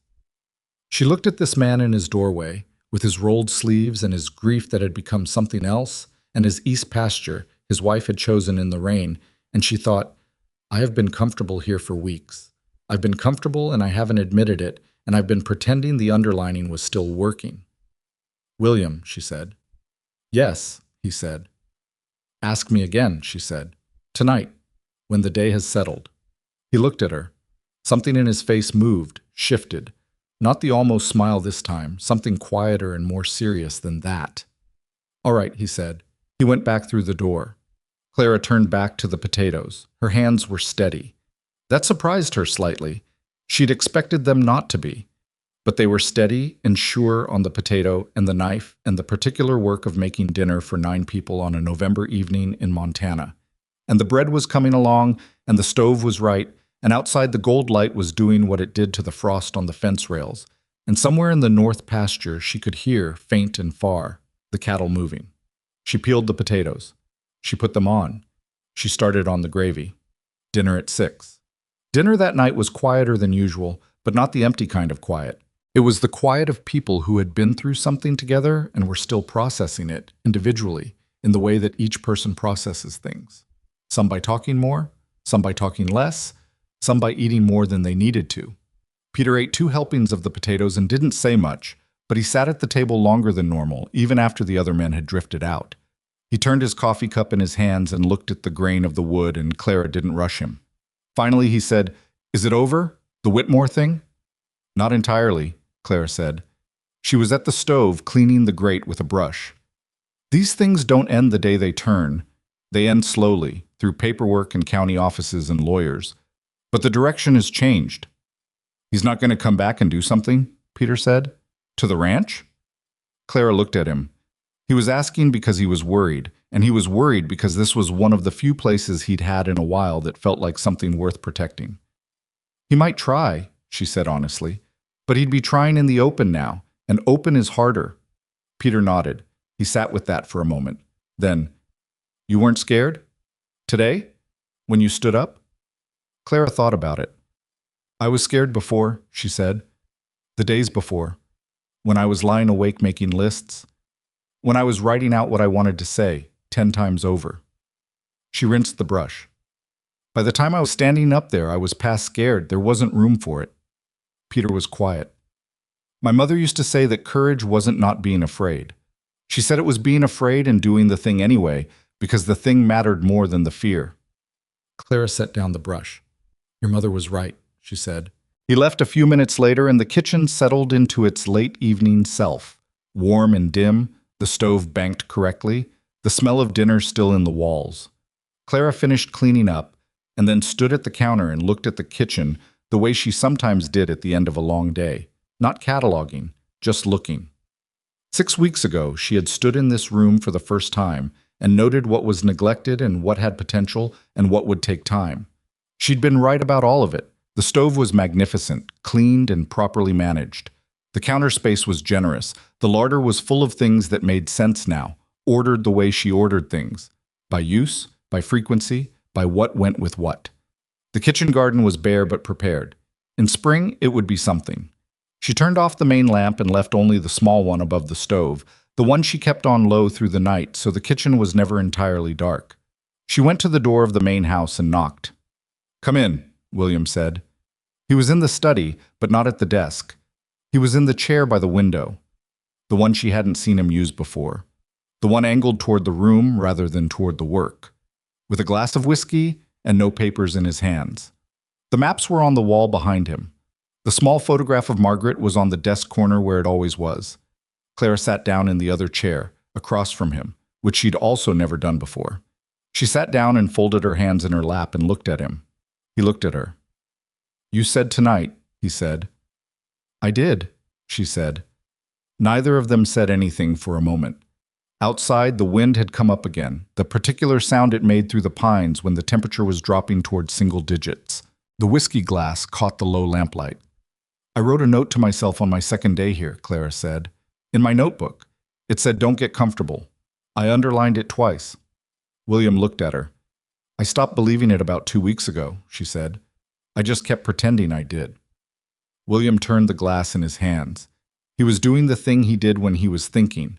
Not stalling, just thinking, giving the words the time they needed before he used them. "I haven't asked anyone to stay in a long time," he said. "I stopped asking. It seemed better, cleaner, to just let people go when they went and not put anything into the space where asking would have been." He looked at the glass. "Margaret used to say that was my way of protecting myself from loss, by not caring whether people stayed." "Was she right?" Clara said. "She was almost always right," he said. "It was occasionally irritating." He looked up. "She was right about that." Clara was quiet. "I'm not Margaret," she said. It was important to say it, so she said it plainly. "I'm not trying to be. I don't think you're looking for that, and I wouldn't want to be it." "I know," William said. He said it with a certainty that was clear and immediate, which told her he'd already thought about this, probably more carefully than she had. That's not what this is. You're... He stopped, almost used a comparison, and then didn't. You're Clara. That's the thing. You're specifically you, and that is... He stopped again. Significant, he said. To me. Clara looked at him. This man who had been closed and careful and had stood in his own kitchen doorway for weeks like a guest, who had come in and sat down one night over documents and had kept doing it, who had stood beside her in that room today and not moved and not spoken and not had to, because his being there had said the thing more clearly than words. I've been moving for 3 years, she said. Not running, but not staying either. I've been between things. She paused. I'm tired of being between things. Then stay, William said. It came out simply, without architecture, without the qualifications she'd expected. Just the 2 words, plain as weather. Clara looked at him for a long moment. You understand what I come with, she said. The history. The father who doesn't write back. The past that Whitmore found in 2 weeks and another man could find in 2 weeks too. That doesn't go away. Nothing goes away, William said. I come with 7 years of a closed house, and a ranch full of men who've been eating cold food off plates left at a door, and an east pasture I can't bring myself to look at directly some mornings. He looked at her. We're both carrying things. That's not a reason. That's just the condition. Clara looked at the window. The frost was on the outside of the glass, intricate and cold and specific. Ask me, she said, properly. William set down the glass. He leaned forward in the chair, and he looked at her the way he'd been looking at her for weeks. The reading look, but warmer now and more certain. And he said, stay, not as my cook, as my partner, as the person this house has been waiting for, even when I didn't know it was waiting. Clara felt something in her chest that was not a small thing. She didn't look away from it or catalog it or underline a warning about it in her notebook. She let it be the size it was. Yes, she said. William exhaled, just slightly, just enough to tell her that he hadn't been as certain as he'd looked. All right, he said. All right, she said. They sat in the study for another hour, not making plans, not discussing logistics, just sitting in the same room with the thing they'd said to each other, settling into the walls. Clara had another cup of coffee. William finished his whiskey and didn't pour another. They talked about the county attorney meeting that Cates had said would happen in the new year, and about the east pasture, and at some point about the kitchen garden and what she intended to put in it come spring, which was the most ordinary conversation possible and somehow exactly right. When she stood to go back to the kitchen, William stood too, the way he'd been raised to, and for a moment they were both standing in the small study with the lamplight and the maps and the photograph of a woman laughing at something outside the frame. Clara looked at the photograph. She had good taste, Clara said. The east pasture. She did, William said. Clara went back to the kitchen. She stood at her counter for a while in the quiet, not doing anything, just being in the room. Then she took out her notebook, found the page with "Don't get comfortable" underlined twice, and she drew a single line through it, not erasing it, just letting it be over. She closed the notebook and went to bed. The county attorney's investigation moved the way Cates had promised it would. Slowly, methodically, with the particular momentum of something institutional that cannot be hurried but also cannot be stopped once it has begun. There were meetings in January and filings in February, and by March the name Reeves and Associates appeared in 3 separate county records reviews that were not connected to each other, but were now being connected by people whose job it was to connect things. Whitmore did not disappear. Men like him rarely did, and Clara had known better than to expect it. He filed 2 counter-complaints in January that were both dismissed. He gave an interview to a newspaper in the county seat in which he characterized the community meeting as a mob action organized by outside interests, which would have been more effective if outside interests hadn't meant a woman who had been feeding 8 men breakfast at 4:30 in the morning for 6 weeks. Kate sent a letter to the newspaper. The newspaper printed it. The Merricks came back from Idaho in February. Not to stay, Frank Merrick said he was done with Montana, which Clara understood, but to give a formal account to the county attorney and to sign documents.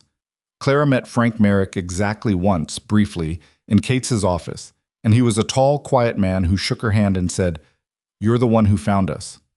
"Cates found you," Clara said. You pointed him there, Frank said. He had the same look Collins had had after the meeting, the look of someone who has been carrying something alone for too long and has finally been relieved of part of the weight. Thank you. Clara didn't know what to say to that, so she said, I'm glad you kept the letters. Frank looked at her. My wife kept them. She said, keep everything. She said someday someone would want to know what really happened. Clara thought about her father's receipt box, about her own notebooks, about the specific faith required to document things when the documenting feels pointless, when you're writing it down, not because you expect it to matter, but because you can't stand to let it disappear. She was right, Clara said. By April, the county attorney had formally referred the Whitmore matter to the state attorney general's office. Cates told them this on a Tuesday morning at his office in the county seat, and then he told them what it meant in practical terms. That Whitmore's ability to operate in this county in the way he'd been operating was effectively finished, regardless of the ultimate legal outcome, because the documentation was now too extensive and too public for the silence he'd needed to function. The legal proceedings themselves continued for another 8 months. Clara did not attend most of them. She had a kitchen to run and a garden to plant, and a ranch that was, in small daily ways, becoming something different from what it had been when she arrived. But she went to the final hearing. She sat in a county courtroom in the second row between Jesse and Peter, with William directly behind her, and she watched the proceedings with the specific attention of someone who has earned the right to witness the end of something. Reeves entered a settlement on behalf of himself and his firm that included significant financial restitution to the Collins family and acknowledgement of the Merrick claims. Whitmore did not settle. He contested, which meant the matter against him specifically would continue, but the structure he'd built, the system of pressure and silence and manufactured legal distress, was in court records now, named and documented, and part of the public file. The Collins family would recover something. Not everything. You never recovered everything, but something. The Merricks in Idaho would receive a settlement that Frank Merrick said he intended to use to buy land in Garnet Crossing, which made Clara feel a specific satisfaction that she held quietly. She thought about her father through most of the hearing. She had written him in December, the letter she'd promised herself she'd write, and in February he'd written back. 4 lines, his handwriting that she'd known since childhood, careful and slow on the page the way he was careful and slow in everything. He had said, I hear things went well out there. I'm glad for you, Clara. I'm doing all right. It wasn't much, but it was 4 lines, which was 4 more than she'd had in 4 years, and she'd read them 6 times before she folded the letter and put it in the drawer with her notebooks. She wrote back. She told him about the county attorney.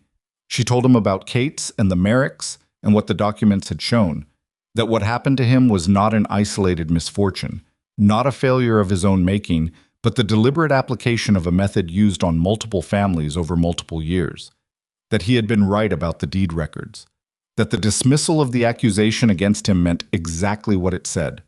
She told him the truth he'd been carrying for 7 years without validation, and she told it as plainly as she knew how. He wrote back in March. 8 lines this time. She was making good progress with him. She thought eventually they'd get to a phone call. Maybe by summer. The garden came in well that spring. She'd been right about the bones of it.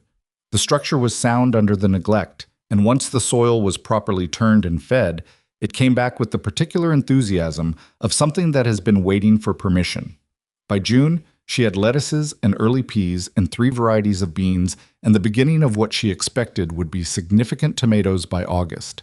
The ranch hands drifted through it sometimes in the evenings, not to do anything, just to walk the rows, which she understood. There was something about a kitchen garden in working order that made people do that. Peter had taken to helping her with it on Sunday mornings, which had started because she'd needed help stringing the bean trellises and had asked whoever was around, and he had been around, and they'd worked in the early quiet of Sunday morning for 2 hours, and then she'd made cornbread for breakfast, and it had become a thing without either of them deciding it was a thing. He was better. She could see it in the way he moved through the ranch now, with less of that quality she'd noticed at the beginning, the quality of someone bracing for things to be taken away. He'd filled out some in the months since November. The coat fit better. He'd gotten the cut above his eye properly treated and it had healed clean. She did not take credit for this. He had done it himself. Whatever healing he'd been doing, he'd done it in the regular course of his days, in the work and the meals and the company of men who were decent to him. She had just kept the kitchen going. That was what she'd done. That was what she understood, more clearly now than when she'd arrived, that a kitchen was not a minor thing.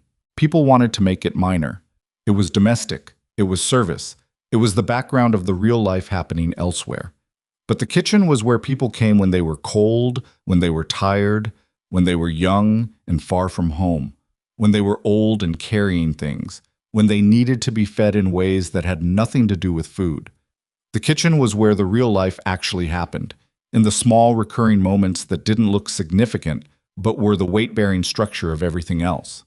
She had understood this since she was 11 years old, learning her mother's recipes not as instructions but as language. She had just forgotten, in the years of moving, that understanding it was enough, that she didn't need to be somewhere grand to use it. She needed to be somewhere with a good stove and people who needed feeding. She had both. On a Sunday evening in late June, William found her in the garden at the end of the day. The light was the long, level kind of summer evening light that did things to the Montana landscape that Clara had stopped trying to describe and had simply started accepting as one of the facts of living here. He walked the rows with her the way he'd begun doing, not helping, just walking. And they talked about the tomatoes and whether the south end needed more water and what she was planning for the smokehouse in fall. They'd been married in April, a small thing, Kate's, Jesse, Peter, and a justice of the peace in the county seat on a Wednesday morning when the mud was doing its worst, and Clara had worn her good gray dress, and William had worn the good coat, and they'd said what needed saying in less time than it took to make biscuits. Jesse had shaken William's hand and then, to Clara's surprise and his own apparent embarrassment, had hugged her, briefly, awkwardly, with the stiffness of a man who had not hugged anyone in at least a decade. She had hugged him back. Peter had stood to the side with the expression of someone who was feeling something large and wasn't sure what the appropriate size of showing it was. And Clara had caught his eye and given him the small nod she'd learned from Jesse, and he'd understood it. It had not been a perfect morning. The justice of the peace had lost his reading glasses and had to hold the paper at arm's length. The car had a flat on the way back. William had forgotten to eat breakfast and had been slightly difficult on the drive home until she'd told him to eat the biscuits she'd packed specifically because she'd predicted this. "You packed biscuits," he'd said. "I pack biscuits," she'd said. "That's what I do." He'd eaten the biscuits and been a reasonable person for the rest of the day. Now, in the June garden, he stopped at the end of the bean row and looked out at the east pasture, which was visible from here. The long stretch of it, the best grass on the ranch, green now in the summer, the cattle moving through it in the slow, self-directed way of cattle who know where the good ground is. He looked at it for a moment without saying anything. Clara stood beside him. She knew what he was doing. She didn't interrupt it. She had learned that William's silences were not absences. They were the processing of things that were too large or too complicated or too important for the words he had available. She'd stopped trying to fill them and started just standing in them with him, which was its own kind of conversation. "She would have liked you," he said finally. "Margaret." Clara looked at the pasture. "What makes you say that?" she said. "Because you're practical and you're honest and you don't pretend things are fine when they aren't," he said. She had very little patience for pretending. He paused. "And because you came in here and you saw exactly what was broken and you fixed it without making anyone feel ashamed that it was broken." Clara looked at the east pasture. The evening light was doing its thing to the grass, turning it colors. It wasn't during the day. "I didn't fix everything," she said. "Some things weren't mine to fix." "No," William said, "but you were here while I fixed them." He looked at her. "That's not nothing. That's the thing, actually." Clara thought about that. She thought about her father writing 8 lines in March. She thought about Frank Merrick's wife keeping letters in a box because she couldn't stand to let the truth disappear. She thought about Peter stringing bean trellises on Sunday mornings. She thought about Jesse's awkward hug and Collins's red face and the particular silence of a room that has just understood something. She thought about the kitchen, hers now, fully and without question, and the stove she'd lit 100 times since that first cold morning, and the bread that had changed the room, and the slow daily work of feeding people who needed it. She thought about her mother's recipe book on the small table in what was now her room, which was no longer the narrow room off the kitchen, but the upstairs room with the window that looked east over the pasture. She had moved the book without thinking much about it. She'd just put it where it needed to be. "What are you thinking?" William said. "About my mother's recipe book," she said. He looked at her. "She wrote notes in the margins," Clara said. "Not measurements, observations. Things like this one takes longer than you think, and don't rush the rising and better the second day." She paused. "I used to think she was talking about the recipes. Now I think she was talking about everything." William was quiet for a moment. "Better the second day," he said. "Better the second day," Clara said. The sun finished what it was doing to the east pasture and moved on, and the light went ordinary again, and the cattle settled, and somewhere in the pines the first evening bird started up. Clara stood in the garden she'd rebuilt from the ground and looked at the pasture that had been chosen in the rain by a woman she'd never met, and she felt the full specific weight of where she was. Not symbolically, not abstractly, but actually and exactly. This ground, this air, these fences, that barn, that stove inside the house, the drawer that held her notebooks and her father's letters, and Abe Cordell's 4 careful pages, and the receipts she'd started keeping because some habits were worth keeping. She was 34 years old, and she had arrived here with $11 and a broken suitcase wheel, and she had stayed. Not because it was easy. It had not been easy. It had been cold and uncertain and frightening in ways she hadn't let show because showing it would have cost her things she needed to keep. She had made mistakes. The flu took 3 tries. She'd misjudged the smokehouse schedule twice in fall. She'd been slower to tell William about her history than she should have been, and those weeks of waiting had cost them both something. She was not a clean story. She was not a woman who had done everything right and been rewarded for it. She was a woman who had done most things with the best judgment she had at the time, had been wrong about some of them, and had kept going anyway because the alternative was to stop, and she had never in her life been able to stop. She thought that was the thing, really, not the courage. That word had always sounded too large and too clean for what it actually felt like from the inside. From the inside, courage was just keeping going when you were tired and scared and your suitcase wheel was broken and you had $11 and you were 34 years old and still didn't have anywhere that was yours. Until you did. "We should go in," William said. "It's getting cold." "One more minute," Clara said. She stood in the garden 1 more minute. She looked at the east pasture and the pine line and the sky going from gold to the specific deep blue that came before dark in Montana, a blue she had come to recognize as belonging here, as one of the facts of this particular place. Then she turned and walked back to the house. The kitchen was warm when she pushed open the door. She'd banked the stove before coming out, and it had held right, the way it always did now that the flue was properly set. The bread she'd made that afternoon was on the counter, second day tomorrow. Better. Her mother's recipe book was in the next room, upstairs, notes in the margins and handwriting she could read in the dark. She hung up her coat. She stood in her kitchen, in her house, in her life, which was not a perfect thing and not a finished thing and not what she had expected it to be. It was better than what she had expected. It was here, and it was hers, and she had earned every inch of it, not by being exceptional, not by winning, not by being the kind of woman stories made into something larger than life, but by staying when it was hard, telling the truth when it cost her, doing the ordinary work of an ordinary day with the full weight of her attention. The stove ticked, the house settled around her. Outside, the dark was coming in from the east.